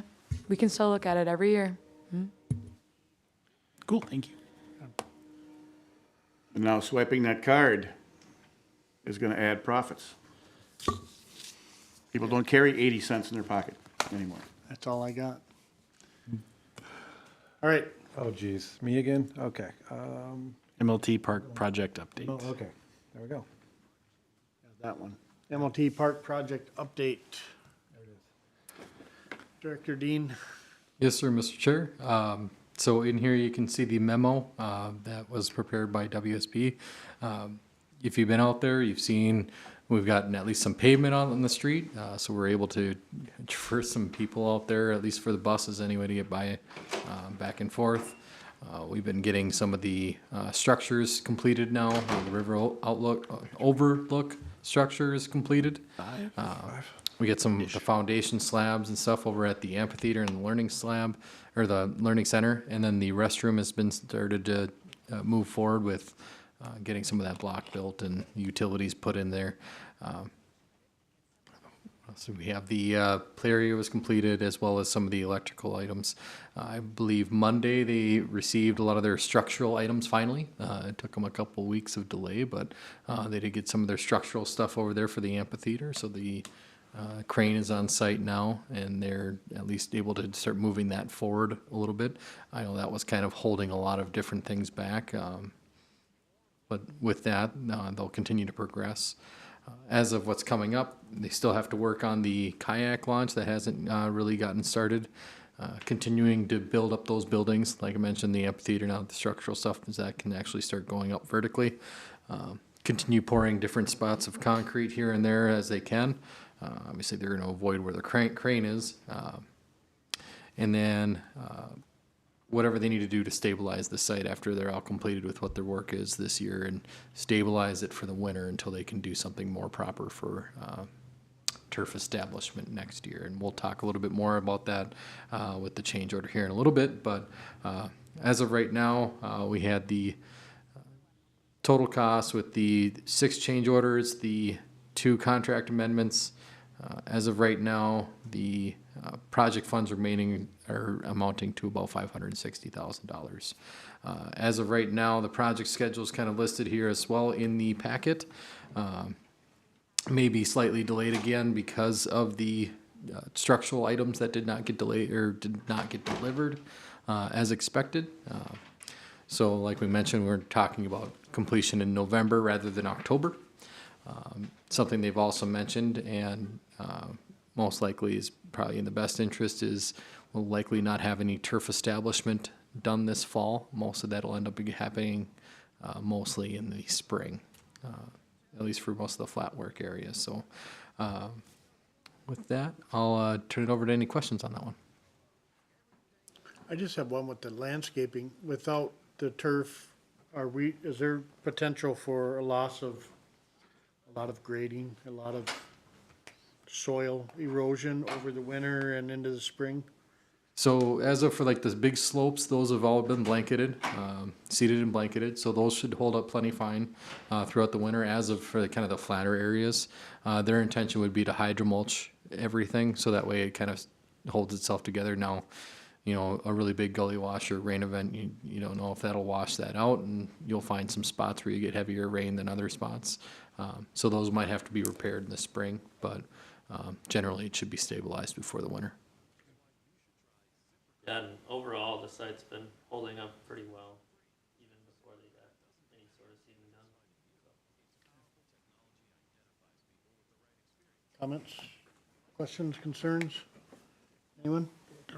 Mr. Chair, are we lumping the change orders together in the same discussion? Or?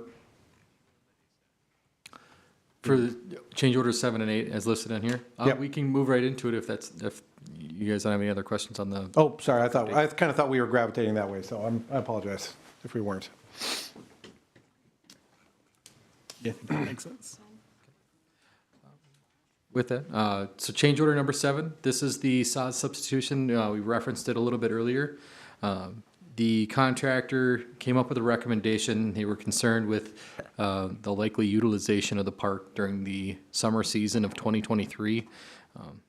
they likely would not have gotten grass seed done till spring, and they are very concerned about the resiliency of that coming up with all that additional traffic that would likely be in the park.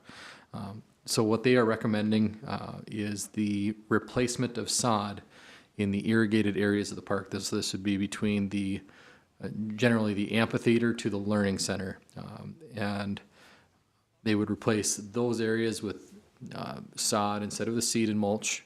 The remaining areas would be seeded and mulched as planned. And the additional cost here is about $11,086.85 to make that substitution. They've kind of highlighted where they would put the sodded areas. And again, this would be in the irrigated spots. Thus, the sod would probably held up a lot better here than in an area that would not have irrigation. So everywhere in green on this map, we're talking? correct. Kevin? Yeah, real quickly, Mr. Chair, I can't remember the exact meeting, but this came up early in one of the design meetings that we really would prefer sod, but we looked at going the seeding option just to help keep the initial numbers down. So I'm going to go back to that original mindset of that sod is by far the way to go on new construction projects. So I'd be all on board with this one here. That's all, Mr. Chair. Anyone else? Andrew? It's just, it seems like a very precise number for sod that we wouldn't get for 9 months. Is there a chance, right, the price of that may probably go up in between now and then? This is their number so that they would have to hold on to it as part of the contract. Yeah, it would get locked in. Okay, cool. Okay. Anyone else? I just have one question. Is there any, so if, let's say this sod is full of fungus and half of it dies, I mean, is that just tough luck and we have to deal with that, or is there any kind of? There are warranty provisions within the contract for landscaping, and this should be covered under that. Okay.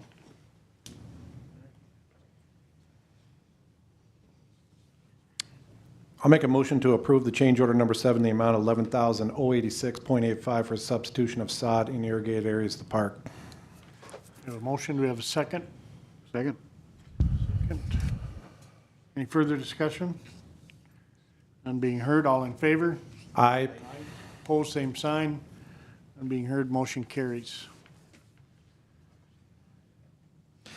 Move on to change order number 8.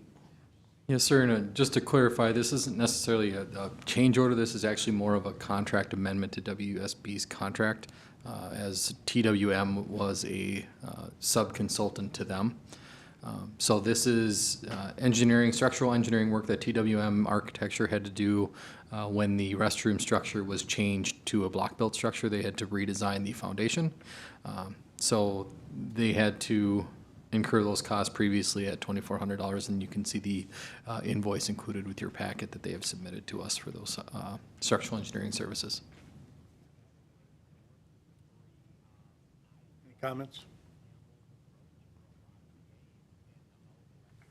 Questions? I'd move to approve change order 8 for $2,400. Second. A second, we have a motion and a second. Any further discussion? None being heard, all in favor? Aye. Aye, opposed, same sign. Motion carries. Thank you. Yes, sir. The next item is the landing trail historic sign installation. So the Brainerd History Group brought had a presentation at the July Park Board meeting for installing a historical marker at the park.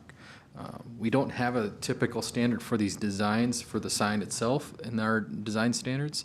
However, the design standards do indicate that we do have historical signage. However, it is mounted to the wall. You can kind of see it in the next page down.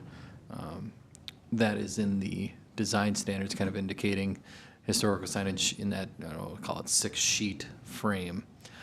Now, throughout town, we do have these historical sign markers scattered throughout, and they're on those 2-post mounts. Now, Those are made and fabricated by our street department and placed by our street department. And the history group helps provide the signs that get mounted onto those. So I just wanted to clarify if the park board was okay with the sign proof that the history group has provided, as well as which direction they would like this mounted. Now, I think their intention was to have this mounted towards the kayak launch. So in this instance, there's not really a building down that way. So the 2-post installation would be more appropriate in that location. But ultimately, if you wanted to hold to the design standards, it would probably go in maybe the restroom building. 2 sign posts, I think is. Mayor Badal? Yeah, there are 2 existing signs that were removed when this project started that they would hope to have placed somewhere back towards where they were as well. Right along the shoreline. Yeah, right? well, no, there are 2 that were removed from the roadway. And actually, I think what you're looking at right there, that top picture, is one of those signs that was actually removed near the roadway. And I do believe they are hoping to have those put back near that location. Who is they, Mayor Badal? So that is actually done, it's been done through various different people or various different groups, but the main driving force behind it is a group that just calls themselves the Brainerd History Group. They are the ones that have done it throughout town. There actually is a new one going out right out by the water tower on the Midtown side of the street there. They basically just fundraise through various different means, including the history walks downtown, and then use that to generate revenue to create the signs, then work with the street department in order to have these things built. They are the ones that initially put that in, I believe, with the Riverfront Committee involved, but those core people, for Carl Faust, is kind of the driving force behind those. So I know that there are 2 of them that they are hoping that will find their way back there, and then this other one would be an additional to that. So do we know where those signs are, Miss? Yes, we do. Yeah? Yep, they were initially just leaning up against storage container down there, and we had them picked up and moved to a safer location.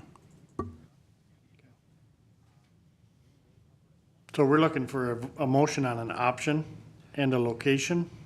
Does the park board want this additional sign mounted on a 2-post system, or do they want it to follow the design standards of that kind of The that framed 2-post, I think, mount? I looks believe fantastic. the intention was to have it on a 2-post system close to the kayak launch is how this was intended. Yeah, and we have these 2 posts in other parks as well. There is one in Buffalo Hills, or excuse me, I believe there's one by Buffalo Hills as well, but there is one for sure at Kiwanis. And you could take the sheets and put them on the 2 posts. They slip out or whatever. The ones that are on the 2 posts, that is an actual sign that is made. They go through a company called Fossil that makes, it's just a solid sign. So this green bordered is the actual sign proof? That is the sign proof that I received from Mr. Faust. Any comments, concerns, direction? Anyone want to make a motion on this? Moving forward, Andrew?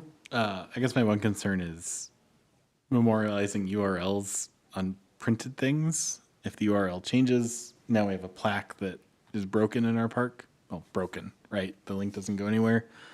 I would just want to come to an agreement with the Historical Society that if the link changes, if the dispatch changes the link to the video, that they are willing to update the sign so that the links continue to work. But Sounds fair. I love the signs. I guess if we could add these to the style guide too, or the design standards, that would be nice. Because I think they're a thing that hadn't come up until now, but make a ton of sense. Yeah, I think, to your point, because that gets back to my conversation I had before about putting things in the park that we don't own. I would almost recommend to them not include stuff like that because the signs are not cheap.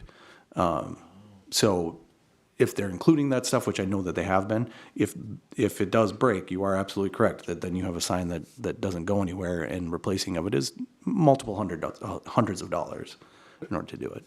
Yeah, and the interactive map, right? If Yeah, Google Maps changes their API and it's like, well, you can't host this for free anymore, and they shut it down.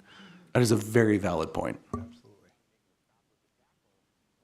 I have a question. I know I missed the meeting in July when Carl was here, but did he explain what these photos were? Like this one of this, on the right, that's like a tree stump, or like, do we know why these were chosen? I understand like the top two, but Captions I'm just might be- curious. Yeah, like what is that? Is that something that would have been explained in the QR?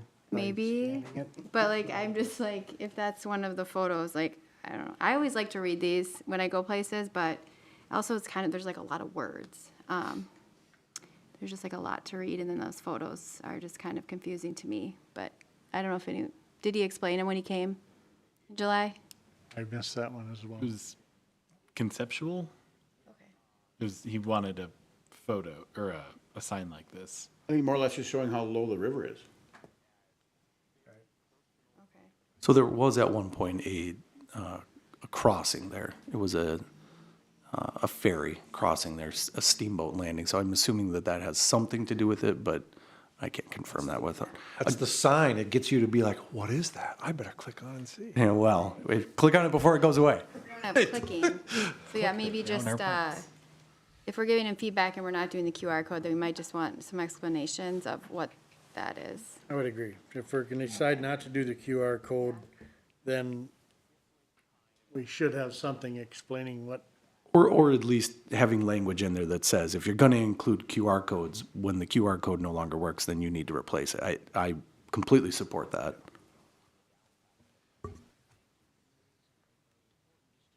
And so that goes to the Crow Wing County Historical Society? That falls on them?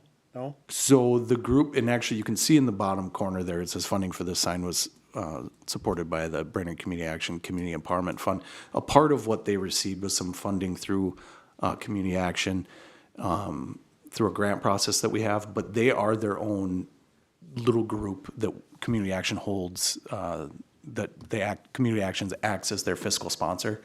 So basically they're generating their own money, but it is a separate entity of its own. So they work with the Historical Society, but they are their own little group.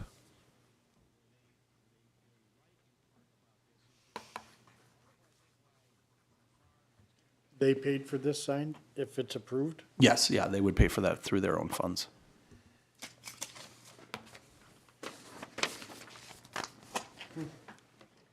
Somebody? I would, we have two current signs, so, do we need to spend a half an hour to decide where we want to put the two current signs and this additional sign, or do we, if we don't want the QR code on there, I think we need to say that. Or if we do, we need to say that they're on the hook. If it breaks, they're on the hook to fix it. But is that what we're saying here? I mean, that seems feasible to me, like a good plan, but. Yeah, to summarize our feedback, I guess, captions on the photos for folks without smartphones, or if you don't want to scan the code. And then, yeah, our hesitation around the QR codes and if the links break. And we'd suggest either not including them or them owning the responsibility of replacing it if the links break. Can we go back to them with that before we make a motion on this? To determine if they would be willing to do that? And the other thing I want to ask is, can staff or Mayor Bordeaux, can you ask where they would like these other two signs that we currently have? Yeah, And absolutely. then we could look at that at next month's meeting and say, this is where they would like these put, and they've agreed that if this sign fails, they would spend the money to fix it. Yeah, I can absolutely work with them. I actually will be meeting with them yet this week. These signs take quite a while to get made, so I don't foresee them being put in the ground yet this winter anyways. So we're probably looking at next spring. So I think we've got plenty of time. Okay, perfect. Thank you. Sorry, one more piece of feedback. But I think we should, if we're giving Carl or the group feedback, like focus this sign on what this sign is about. I mean, maybe he can mention, because it says like the list starts at the cemetery landing. When we only have this much space to write, you should really focus on like, what is this sign showing us versus like telling a story of where all the spots are. Again, that's just my opinion. Yeah. Because there's not very many words there, so I want to like learn about what is this picture all about. And if I scan the QR code, it just brings me to a map. It doesn't actually tell me anything about this location. So I think I fully support it. I just think it'd be really cool to have more history involved on this plaque. Agreed. I mean, we might find out that one in the bottom right is someone's relative. Wow. So explanations, and then some additional explanations, and then captions for the photos. Good point, Carol. All right. We have time. Thank you. Next line item. Clarification on reservation conflict language. Director Dean? Yes, sir, Mr. Chair. I was hoping the park board could give us some clarification on some of the language that we have in our permit, or how we'd like to move forward with some of our pavilion reservations. So in the past, we've had reports where somebody has reserved a park facility, and when they've arrived, that the people that were utilizing that park facility at that time refused to leave. Usually Lum Park is not an issue there because we have the campground hosts that post those reservations. But at the other parks, we do not do that. We've discussed this with Police Chief Bestel, and PD would have some difficulty enforcing this because we just don't have an ordinance regulating the use and the availability of our park facilities. So we've put together a few options here to consider. One would be that we would have to, as staff, post those reservations at the park facilities so that people are aware of that. That may not necessarily solve the issue if somebody does still continue to refuse to leave that park facility. Allow for partial or full refunds of the rental fee if there's a conflict reported, which is situation-based. This can be abused as well, so there is some down to that as well. Or just continue the practice as we have it today and address those complaints as they do come in. I just have a question. This says this is not an issue at Lum Park where the campground hosts posts the pavilions with the reserve sign. Is that a misprint? Is this where this is stemming from? No, this stems from different areas. So other park facilities, this is usually not a problem at Lum Park. Okay. Okay. How often does this happen?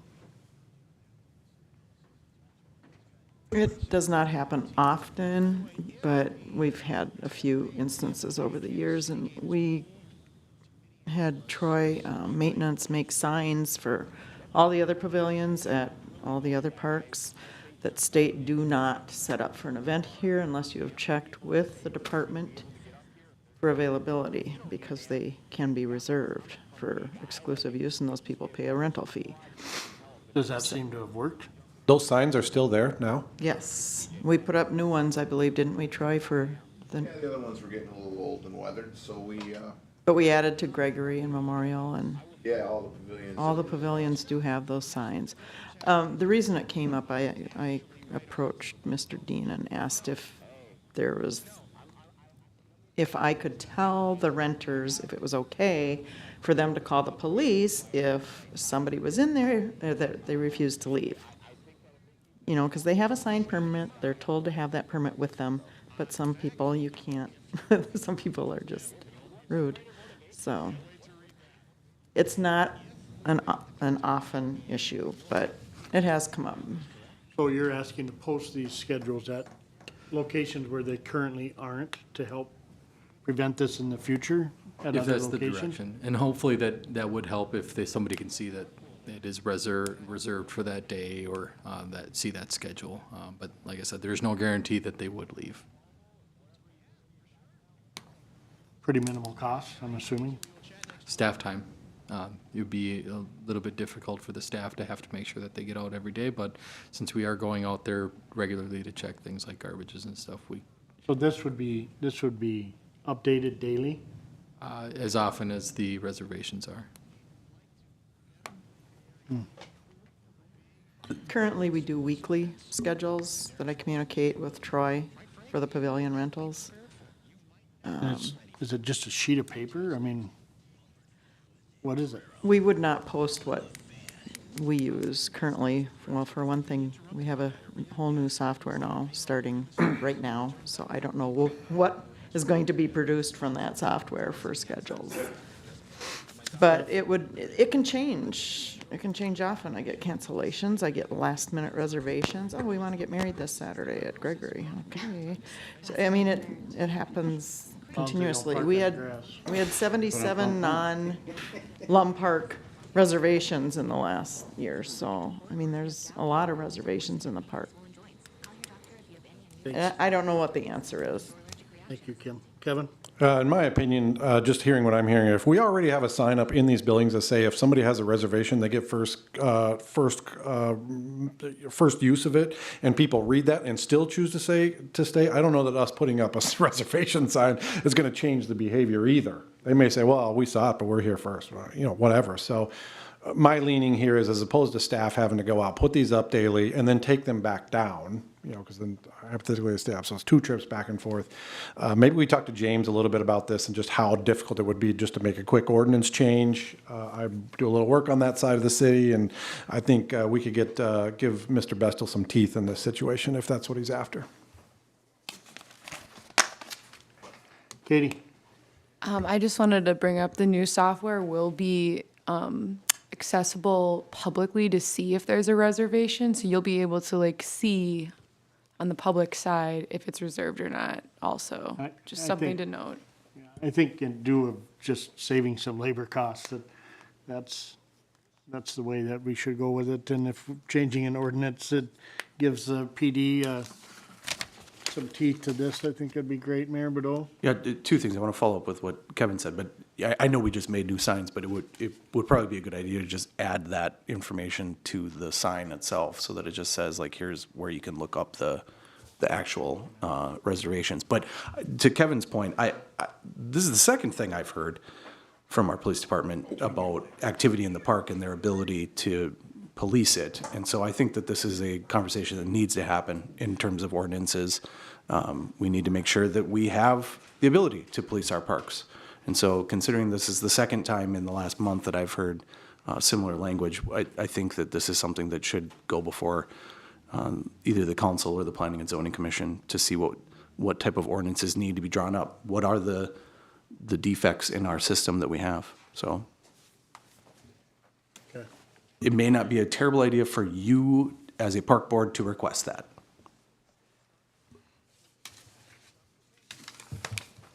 Someone want to make a motion? Okay, I'll make a motion that we request the city council to look at our, I don't know if he can make a motion. I don't know if he can make a motion. I just had a comment before we. Go ahead. So Katie, the schedules, can they be filtered to a particular, right, like the Gregory Park or the Memorial Park buildings? So you could say, go to the, link brainerd.com/Gregory and get just that schedule? It's my understanding you would go through Civic Rec and, Oh, yeah. but kind of like our campground, you can actually, you would see if it's available or not. Oh, if you were if you were going to look to see if you can reserve it, it would say it's not available if it's reserved by someone. Oh, I see. Type thing. Online, yes. As a public citizen, you'd be able to see it's reserved. I can't reserve it today or something. That's what I was saying. Just cool. We're a little more transparent now, publicly. So does that change your recommendation? Were you saying staff would recommend option 1 to post schedules at pavilions as necessary, when perhaps it would be,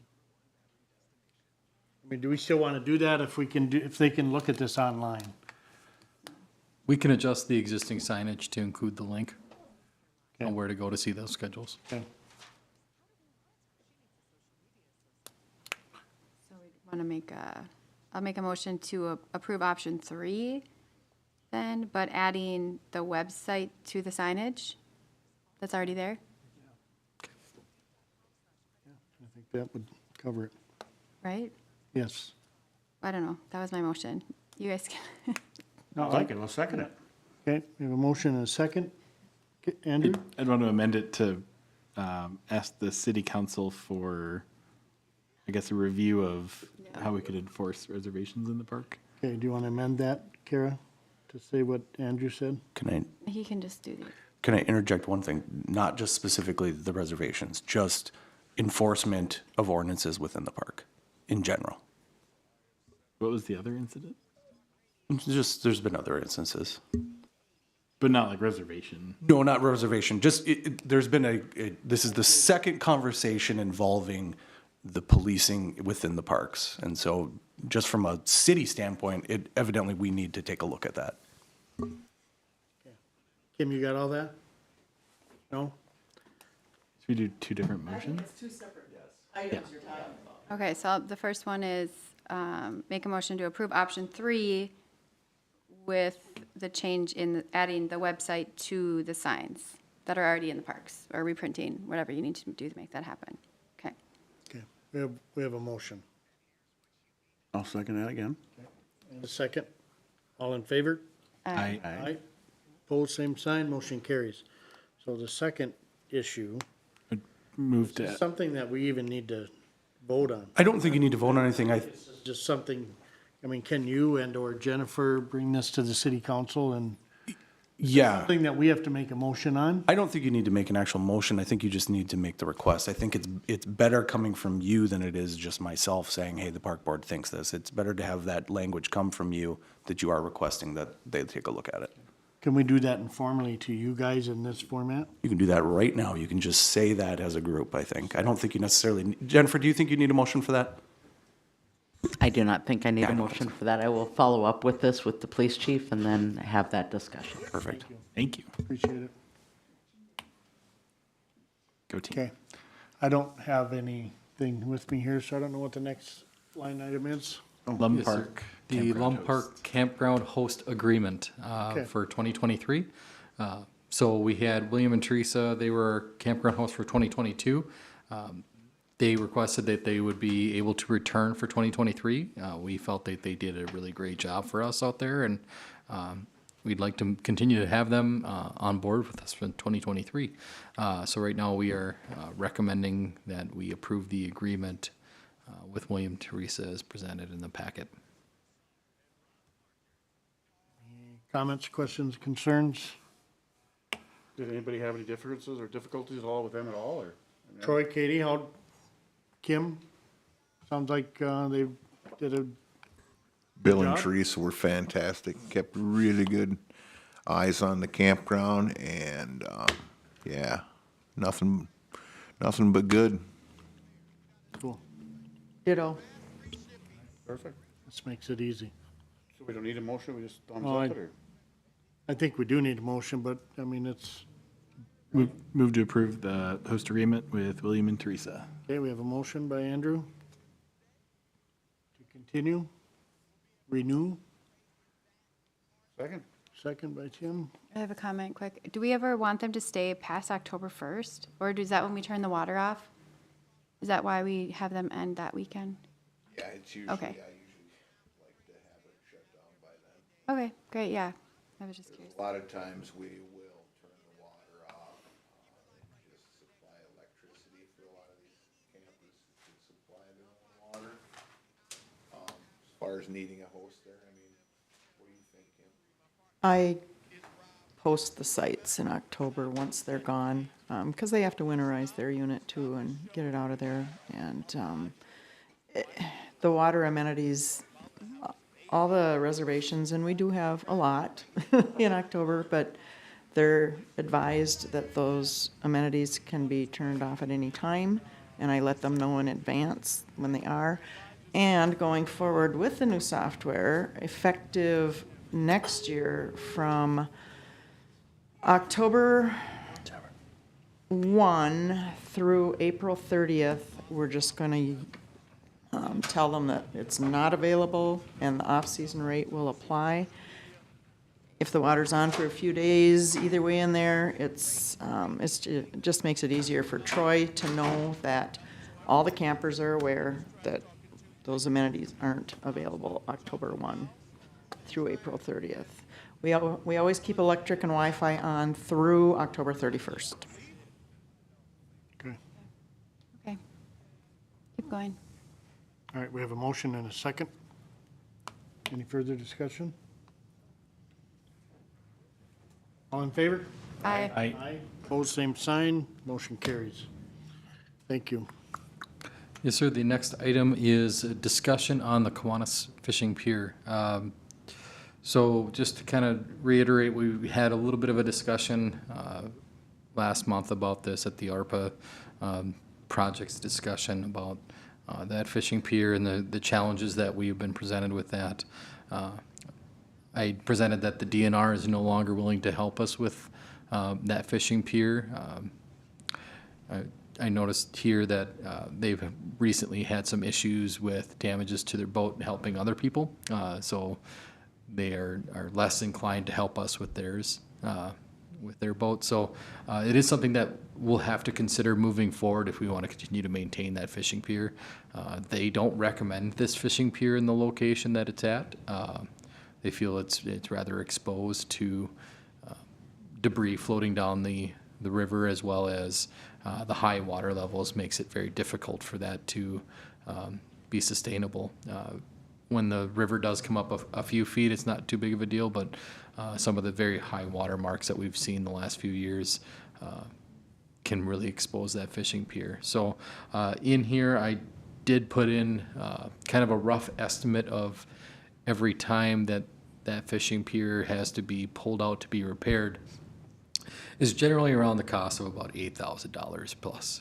That's between having to move it to an accessible area, staff and equipment time to get it out of the water, disassemble it, repair and replace the materials, get it back to the water, and then replace it onto the four posts, the floating pier part of it. So I just wanted to make sure that the park board was aware. This is kind of the cost that we do have to incur every time that we want to repair it. It is planned here soon to get out of the river. Now we're working with our street department to kind of coordinate a time that we're going to be able to kind of shut down that road so we can get that pier out of there. So we're moving forward with that. But when we continue to talk about the future of the pier, that's where this is coming from. It's costing us about $8,000 each time that we have to pull it out. How often have we had to do this? Troy, do you know? Probably help me out with that one. Well, I'm sorry. Yeah, we seem to have issues with this thing every year because of the high water we're experiencing down at Kiwanis. But most of the issues we have are with the ramp falling, the walk-on ramp falling off the pier. We've had to take the pier out once before. We had to actually rent a crane. That ended up being $1,000 an hour. And they put the crane up on the bridge, and we did most of the work from there, but it was quite the process. This time, the entire pier has to come out. It needs to be redecked and checked for damage. What was your question? How many times have we had to repair it?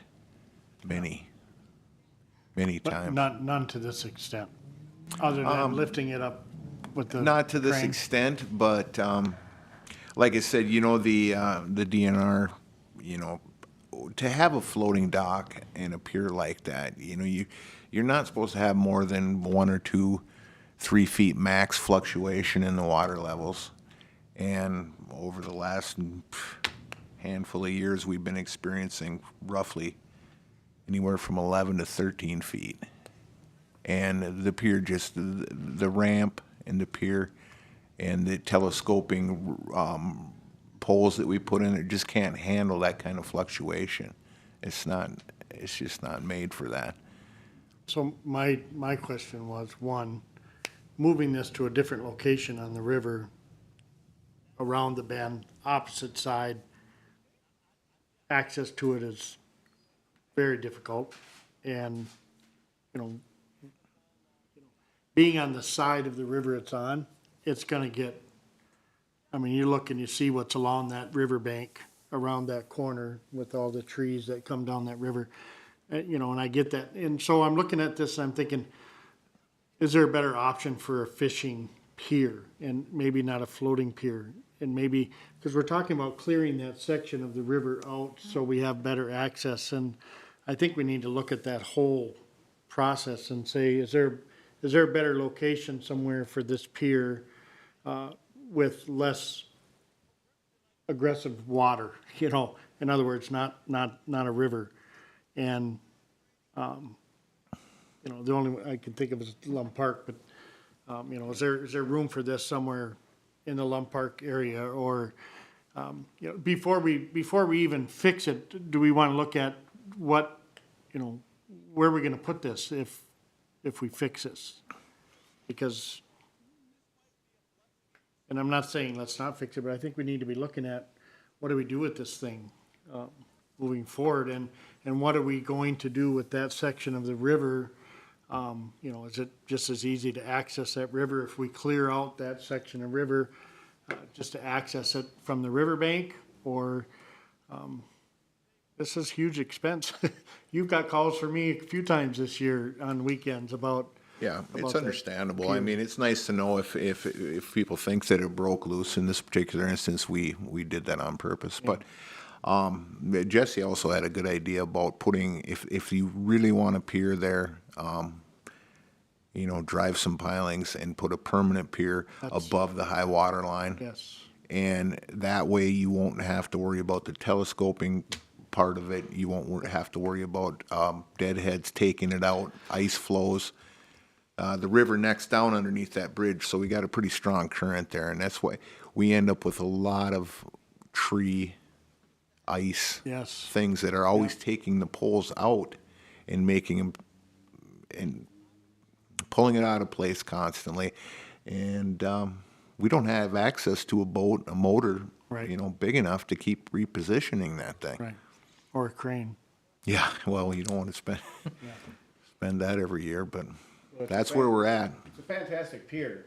I see some people using it, but to me, it's not really worth the expense or the hassle or the amount of work it takes to bring it in and out every year, at least once. What was the recommendation by staff on this? So we were just looking for recommendation direction? with the direction and how they want to handle it, whether that's remove it, repair it, and leave it for now and not put it back into the river until you've determined a better home for it, put it back in the river and address it should it happen again, or I guess what direction the park board wanted to go with it. So do we have a place that we can put it? My plan was to bring it back to our Lum facility and possibly work on it when we get time. But like I said, the whole thing has to be redecked, and once we get the deck off, we have to see what kind of damage to the underside, the floats, things like that. I don't foresee a whole lot of damage, but it is quite labor intensive to remove and redeck that thing. And So is it worth having them?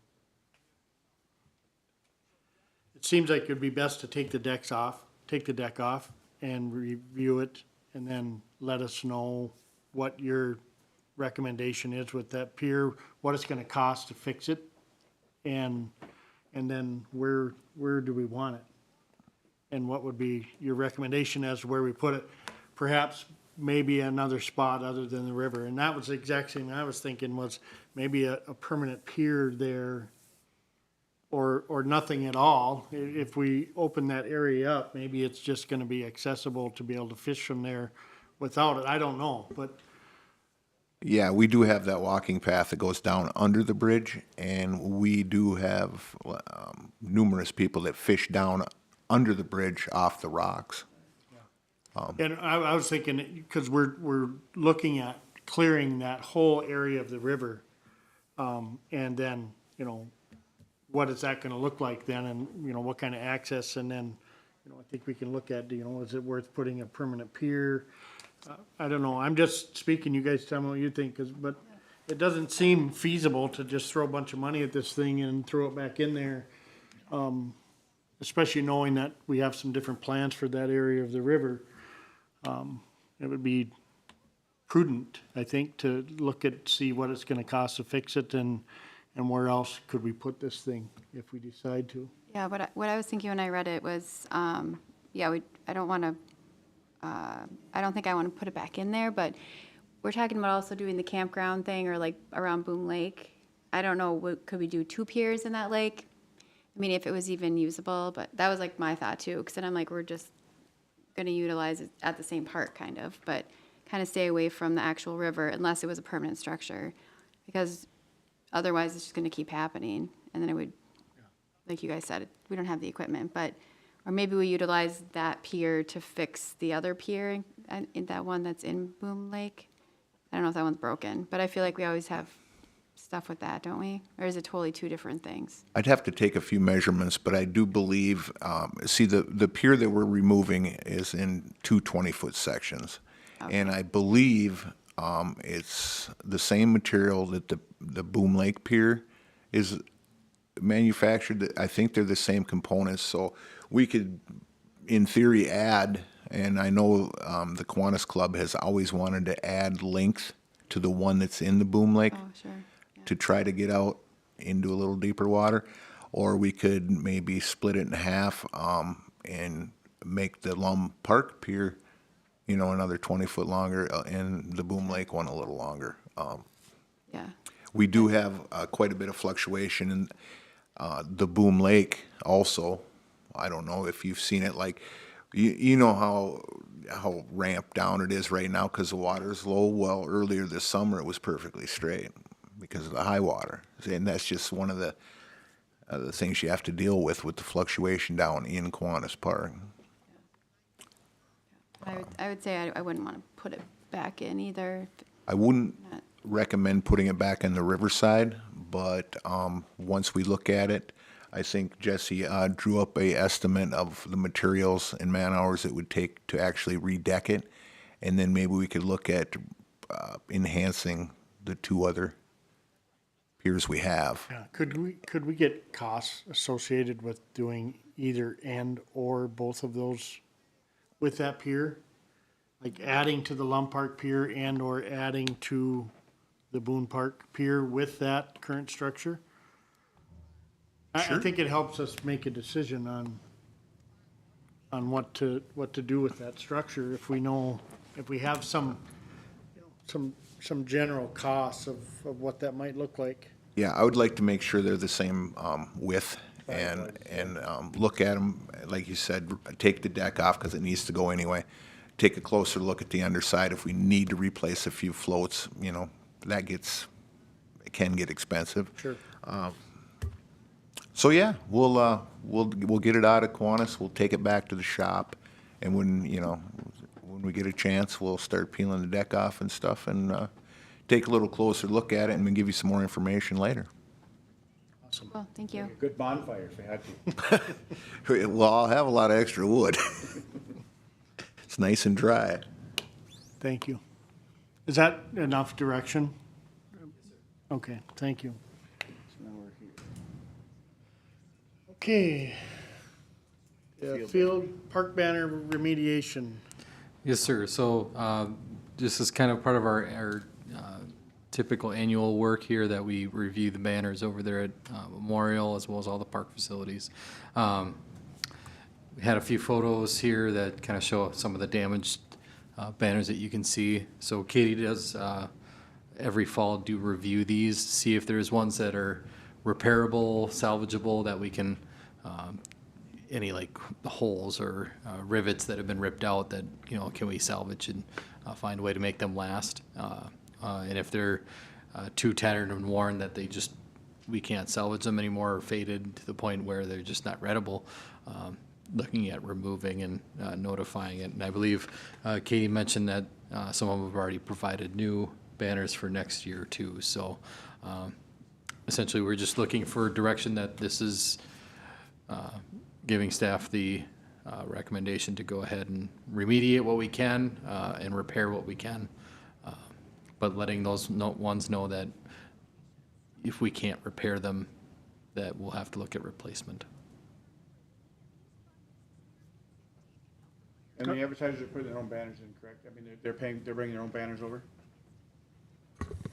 Yeah, that is correct. That is our current banner program. They provide their own banners. We hang them. We take them down. Yes. So any repair costs to the banner, if they're repairable, does that go back to the owner of the banner? Yes, so each year I'll send out a banner, would you like to use your same banner or provide a new one? Sometimes I'll send them a picture of their current banner. They'll, I let that kind of up to them. We do toss them at the end of the year if they're in bad condition. So some of these that have, and it is to note some of these photos, I have at least twice this summer gone through and like reattached them the best I can. So I guess the question is, after a certain point of them looking bad, do we just toss them? Is that kind of the question? I think Yeah, I just wanted to for make sure repair we costs, so weren't generally paying- like replacement, repair, no, they cover those costs. I mean, outside of the little simple things that we can do to try and rehang them, well, I don't think we Right. bill them for that Yeah, time. that was- Replacement is on the business Okay. if they would like to have it replaced. That was my question, that we weren't, I was hoping that we weren't paying to repair a banner that they donated or that they paid to. No, it sounds like if it's something simple like putting in a new hole so we can rehang it back up, we'll do that really quick. But other than that, we don't bill them for that. Comments? So, in the banner agreement, you said that they can choose multiple years? Is that right? Okay. Yep. So when, maybe we could make this part of our design standards or something. You would obviously have a huge part of it, Katie, in telling us, like, if there's a rip, does that mean it comes down? But, like, I think, because these ones for sure, like, these are, I would throw all these away, except for whatever this Holden electric, I can't tell unless it's faded, and that's why I can't read it, but. Yeah. I think we just need to, like, and maybe you already had this again, I know you showed this to us a while ago, but is it like, you must have like 4 grommets in every corner, and it has to be like this certain material? Okay. And some don't abide by that. Like for example, Viking Coca-Cola, they go really, really cheap. I still hang them. I tell them they're not gonna last. They're like, that's okay, they came cheap to us. So I hang them. They're fully aware that they're gonna most likely not be good next year, despite them having like a reoccurring banner requirement with their contract.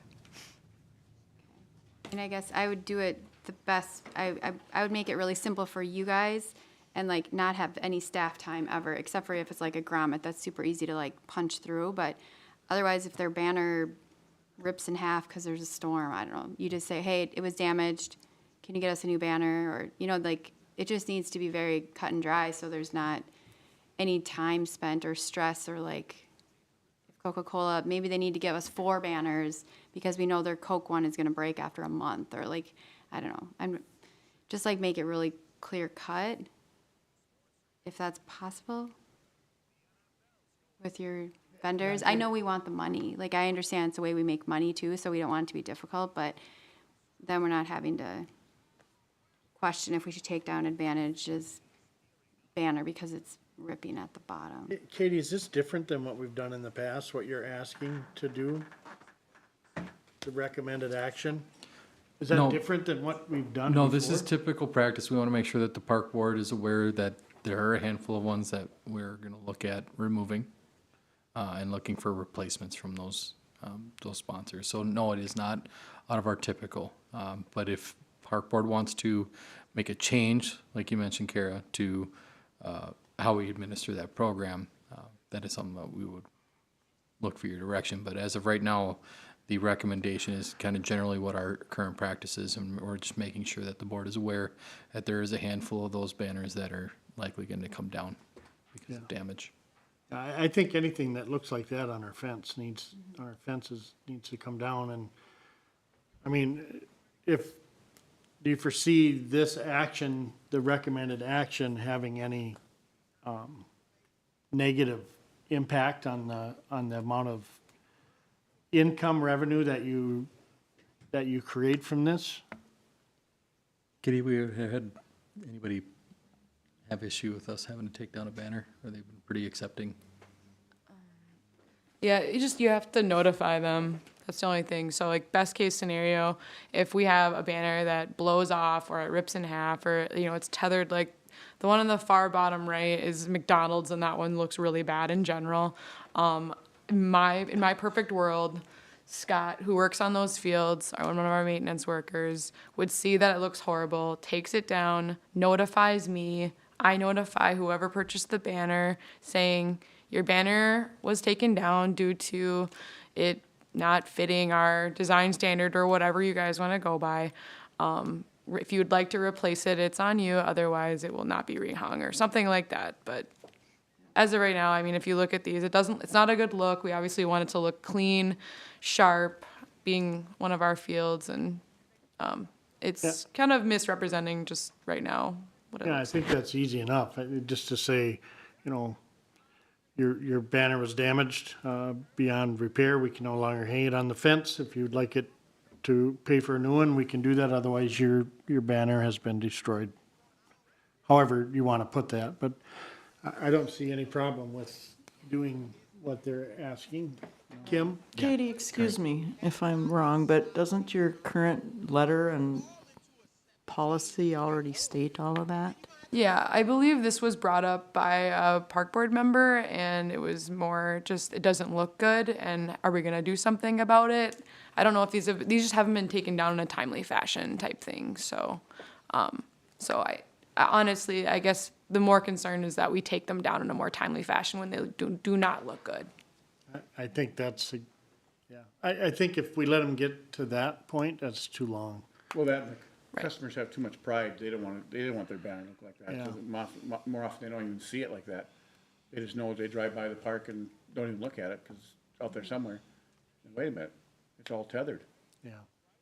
Yeah, I like what you said, Katie, and giving like the field guys who are there every day or like power to just, hey, this is not up to our standards. If we show them, Yeah, if we come up with like what is not acceptable, I guess. Yeah. Just I think clarification for them and then for them to notify me, just getting that, make sure that's nice and clean. Yeah. I think we could have a good system, yes. Yeah.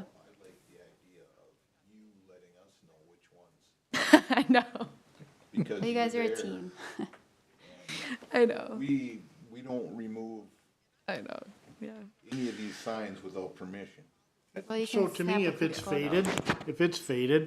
if it's torn, if it's not hanging like it's supposed to hang, take a picture of it and take it down and send them a picture along with your email saying, this is what your banner looked like, we had to remove it.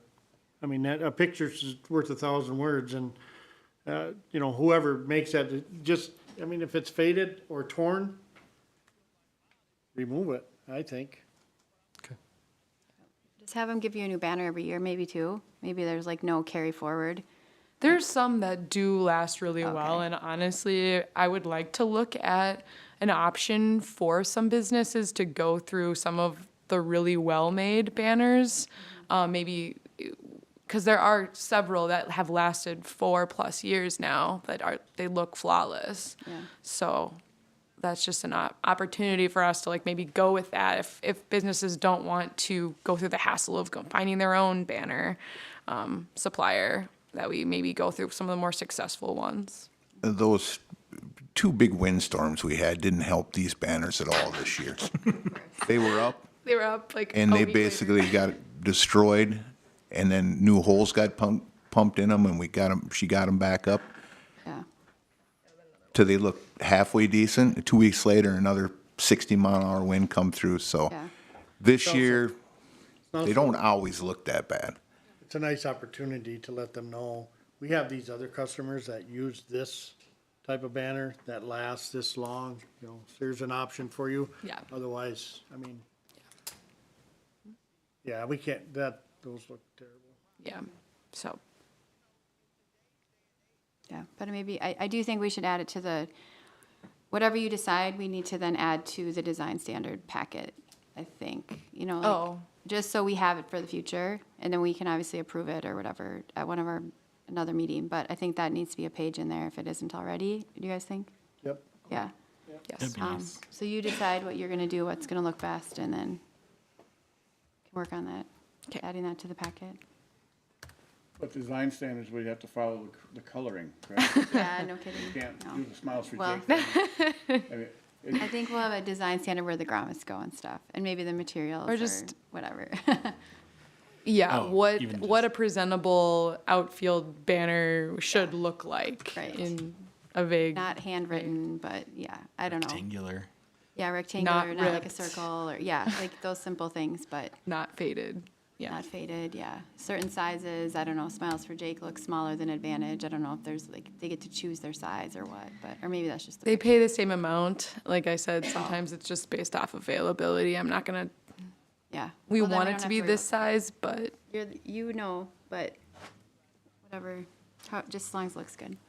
The other option we do have is we could increase those fees and the city has those fabricated and puts them up by the suppliers that we feel and the material that we feel hold up best to that weathering. Yeah. So that there's not kind of a variability on the different types and they just need to send us a signed proof. But then if that fails, are we on the hook to replace it? That would probably most Yeah. likely be us. So we would want to make sure if we were to increase the fee that it would Cover be it. enough to cover at least that. And I don't know if there would be more cost and if we'd have to repair it, but What do other fields something do? the other thing. Oh, sorry. Go ahead. What do other fields do? Like, you know, I don't know, down Maple Grove or something. Do they have standard sizes? Like, do they all look the same? Does anyone pay attention? Tim, you, No, I think I think there's a variety, but, Yeah. you know, I think to me, more than anything, is that you can read them, you know, they're not faded beyond recognition, but any tearing, I mean, just, you know, I hate to put too big of a restriction on it. yeah. And all I'm saying is, if it doesn't look good, take it down and let them know if it already is in the wording that we send out in the contract. Then I wouldn't worry about sending them an email that says, by the way, your banner had to be removed. Here's a picture of what it looked like before we took it down, and if you want a new banner, you'll have to pay for that to have a new banner, to have this replaced. Yeah, and I think there's probably some flexibility in that. If it's like mid-season, maybe it's a prorated for like the rest of the season. It's, you know what I mean? They have the cost, or, well, just the cost of replacing the banner, basically. They wouldn't, yeah, never mind. Forget what I just said. Never mind. Yeah, I don't want to be responsible, the city to be responsible for replacing banners No. that a storm tore up. Then we've just lost everything you've gained by doing that, but.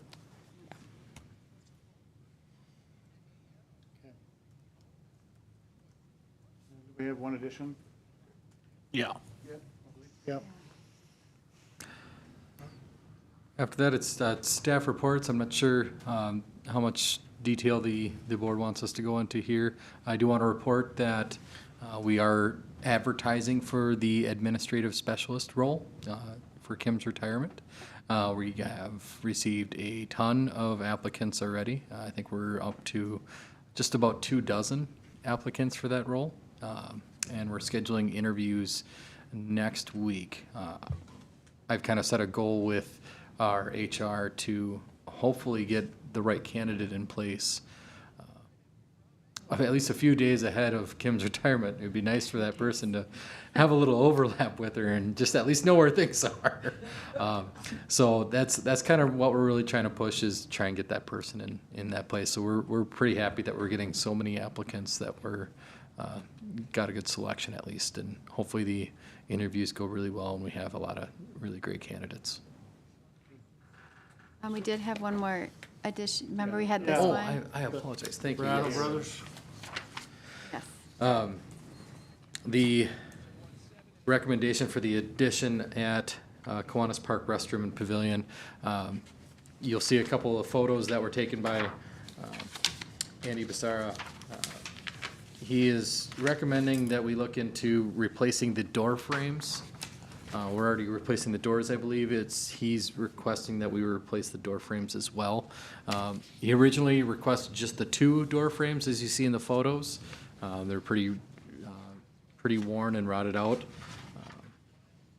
He's also requesting that, or recommending that we would replace the other 3 at the restrooms as well. So the 2 doors as pictures on the south wall would be $2,150, and the additional 3 on the mechanical room, the other 2 restrooms would be $32.25. So this entire amount would be $53.75 for all 5 door frames to be replaced as part of this project. And I've talked with Connie, and we would fund this through our 400 general fund, looking at different savings and other projects and stuff like that, but we would be able to fund it through there.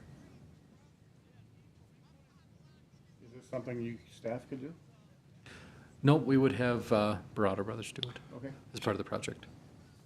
So this is, there's 5 doors? Yeah.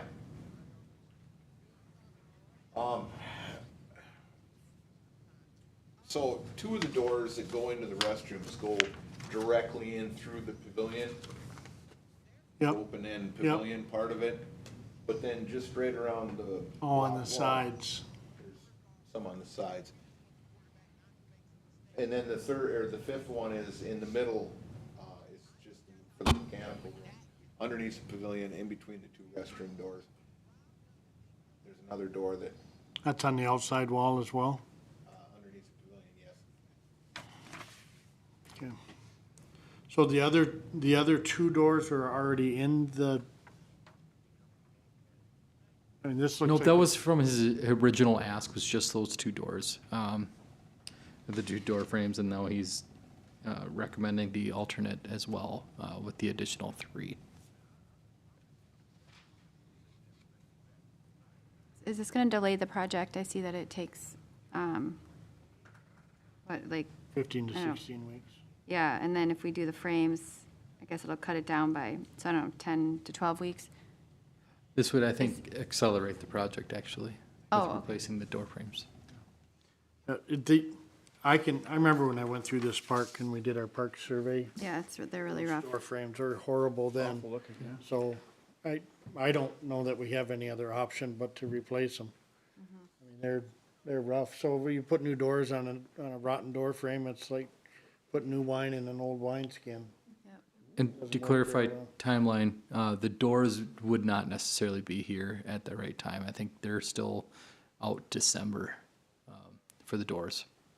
So the door frames and everything would be able to get done plenty early. It's the actual doors are really going to be holding up the completion. Did they start over there yet? Not yet. They are finalizing the last of the submittals with TWM Okay. and making sure that everything kind of meets what we're asking for. And this is kind of part of that. Okay. I'll make a motion to approve the door frames, all 5 of them.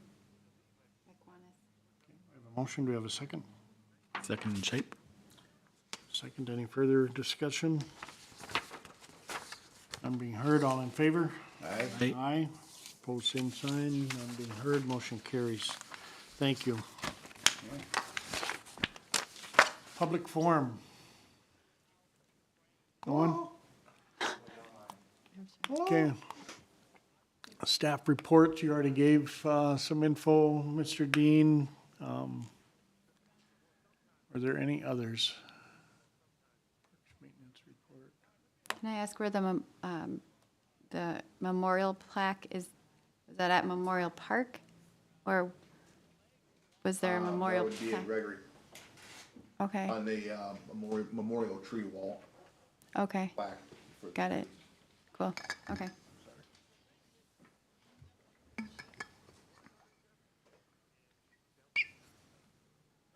Yeah, it's being at 6:39.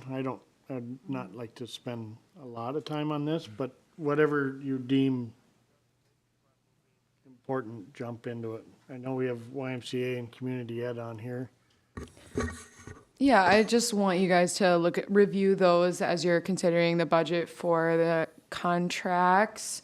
I think I just summarized real quick. The YMCA will be requesting an increase from 10,000 to 15,000, and then Brainerd Community Ed is planning on staying at 13,000. So just to make sure you review that, and when we have our budget discussion, if there's any changes you guys want to make to. Are we meeting with them? I think last year we met with both the YMCA and community ed with a couple. Would you like to meet with them? Do you know why they're asking for an additional $5,000, the YMCA? The YMCA was for additional equipment, I believe. This is the second year in a row it's went up, right? Wasn't it like 7,000 the first year, then 10 last year, then now 15? I think so. Community ed is staying the same at 13. Yes. Or at least that's what they said.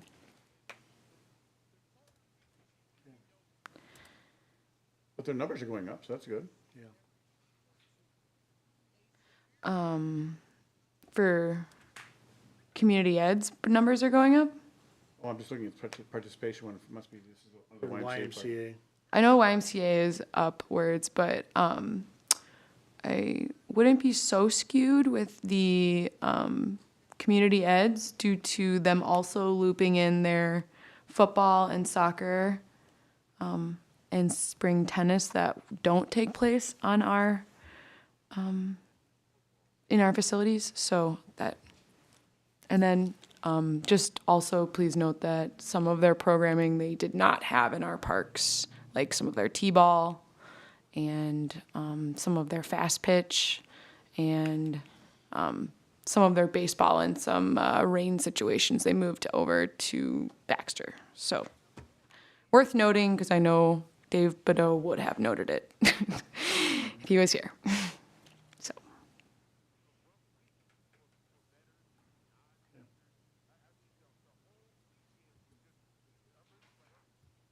Do we have the chart, like on page, the one that, from the YMCA that shows, where is that?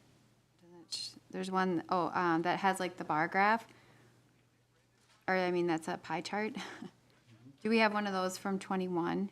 So we can see what their budget was? I know it's not in the packet, but maybe for a future meeting?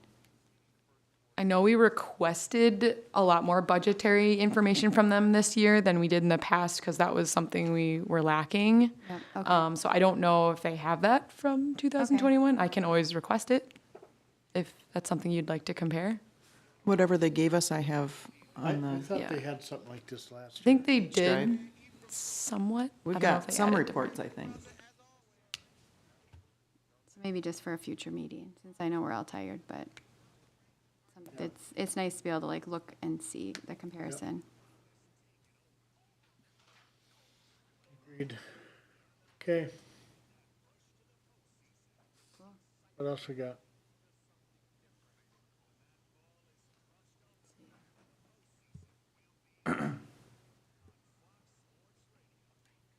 Board reports, if you don't have nothing else on the staff reports. Board members, any reports?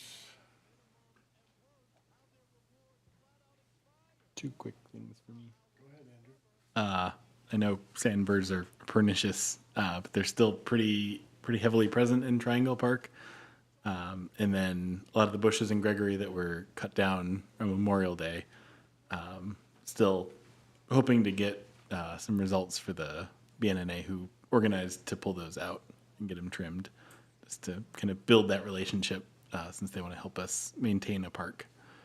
Yes, sir. And it's something we're working with the street department when they most likely will probably get removed when the street department does kind of brushing throughout town.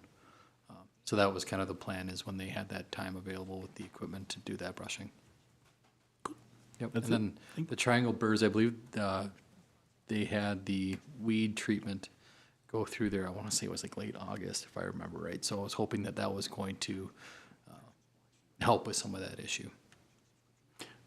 It didn't, it maybe killed them, but all the pointy burrs are still there. So they just kind of seed in for next year and it continues. These kids need to roll around out there a little more. I would get rid of them. My dogs are doing their best. Are they? Okay, I've reached about my page down thing, so I'm gonna, we're on the adjourn. I'm gonna make I a don't- motion that we do adjourn. Got to to adjourn to the, October 11th Yeah. special meeting? Correct, in 2 weeks from today, right? Yeah, Yes. 4 o'clock? That Yep. work for everyone? Second floor conference room. Cool. Here again? Okay. Is there anything specific on that agenda? Is that for park master planning, gonna- or is it for It's budget? or- Master planning, and we're gonna review the 2023 budget. Do we know which park we want to? We still have outstanding ones for Triangle and Gregory. done Buffalo Bum Hills. Park too. Yeah, we haven't done Buffalo Hills either. Oh, yeah. Maybe we need to ask. We have a couple that aren't finished, is that what you're saying? I thought he said here. That are Yeah, but, unfinished? I mean, we could pick them up later, too. Yeah, let's, Buffalo? I think it was, wasn't it Gregory and Triangle that we were waiting for drawings from Kevin? Ask Kevin, which, yeah. Well, we'll just put park master planning and budget yeah. I'll session. touch base with Kevin and see if he has the drawings for those, and then we can move forward with, we can decide which one we want to tackle on that date. To clarify, here or in the second floor conference room? Second floor, if it's open, I think it's Yeah, that's better. more conducive to a meeting around the table. More quaint. Okay, do we have did you have a motion to adjourn? I did, in fact. Okay, Second shape. second, motion and second, all in favor? Aye. Aye. I Same got a sign. We're adjourned to October 11th. Thank you, everyone. Absolutely. It's going to be 3 hours.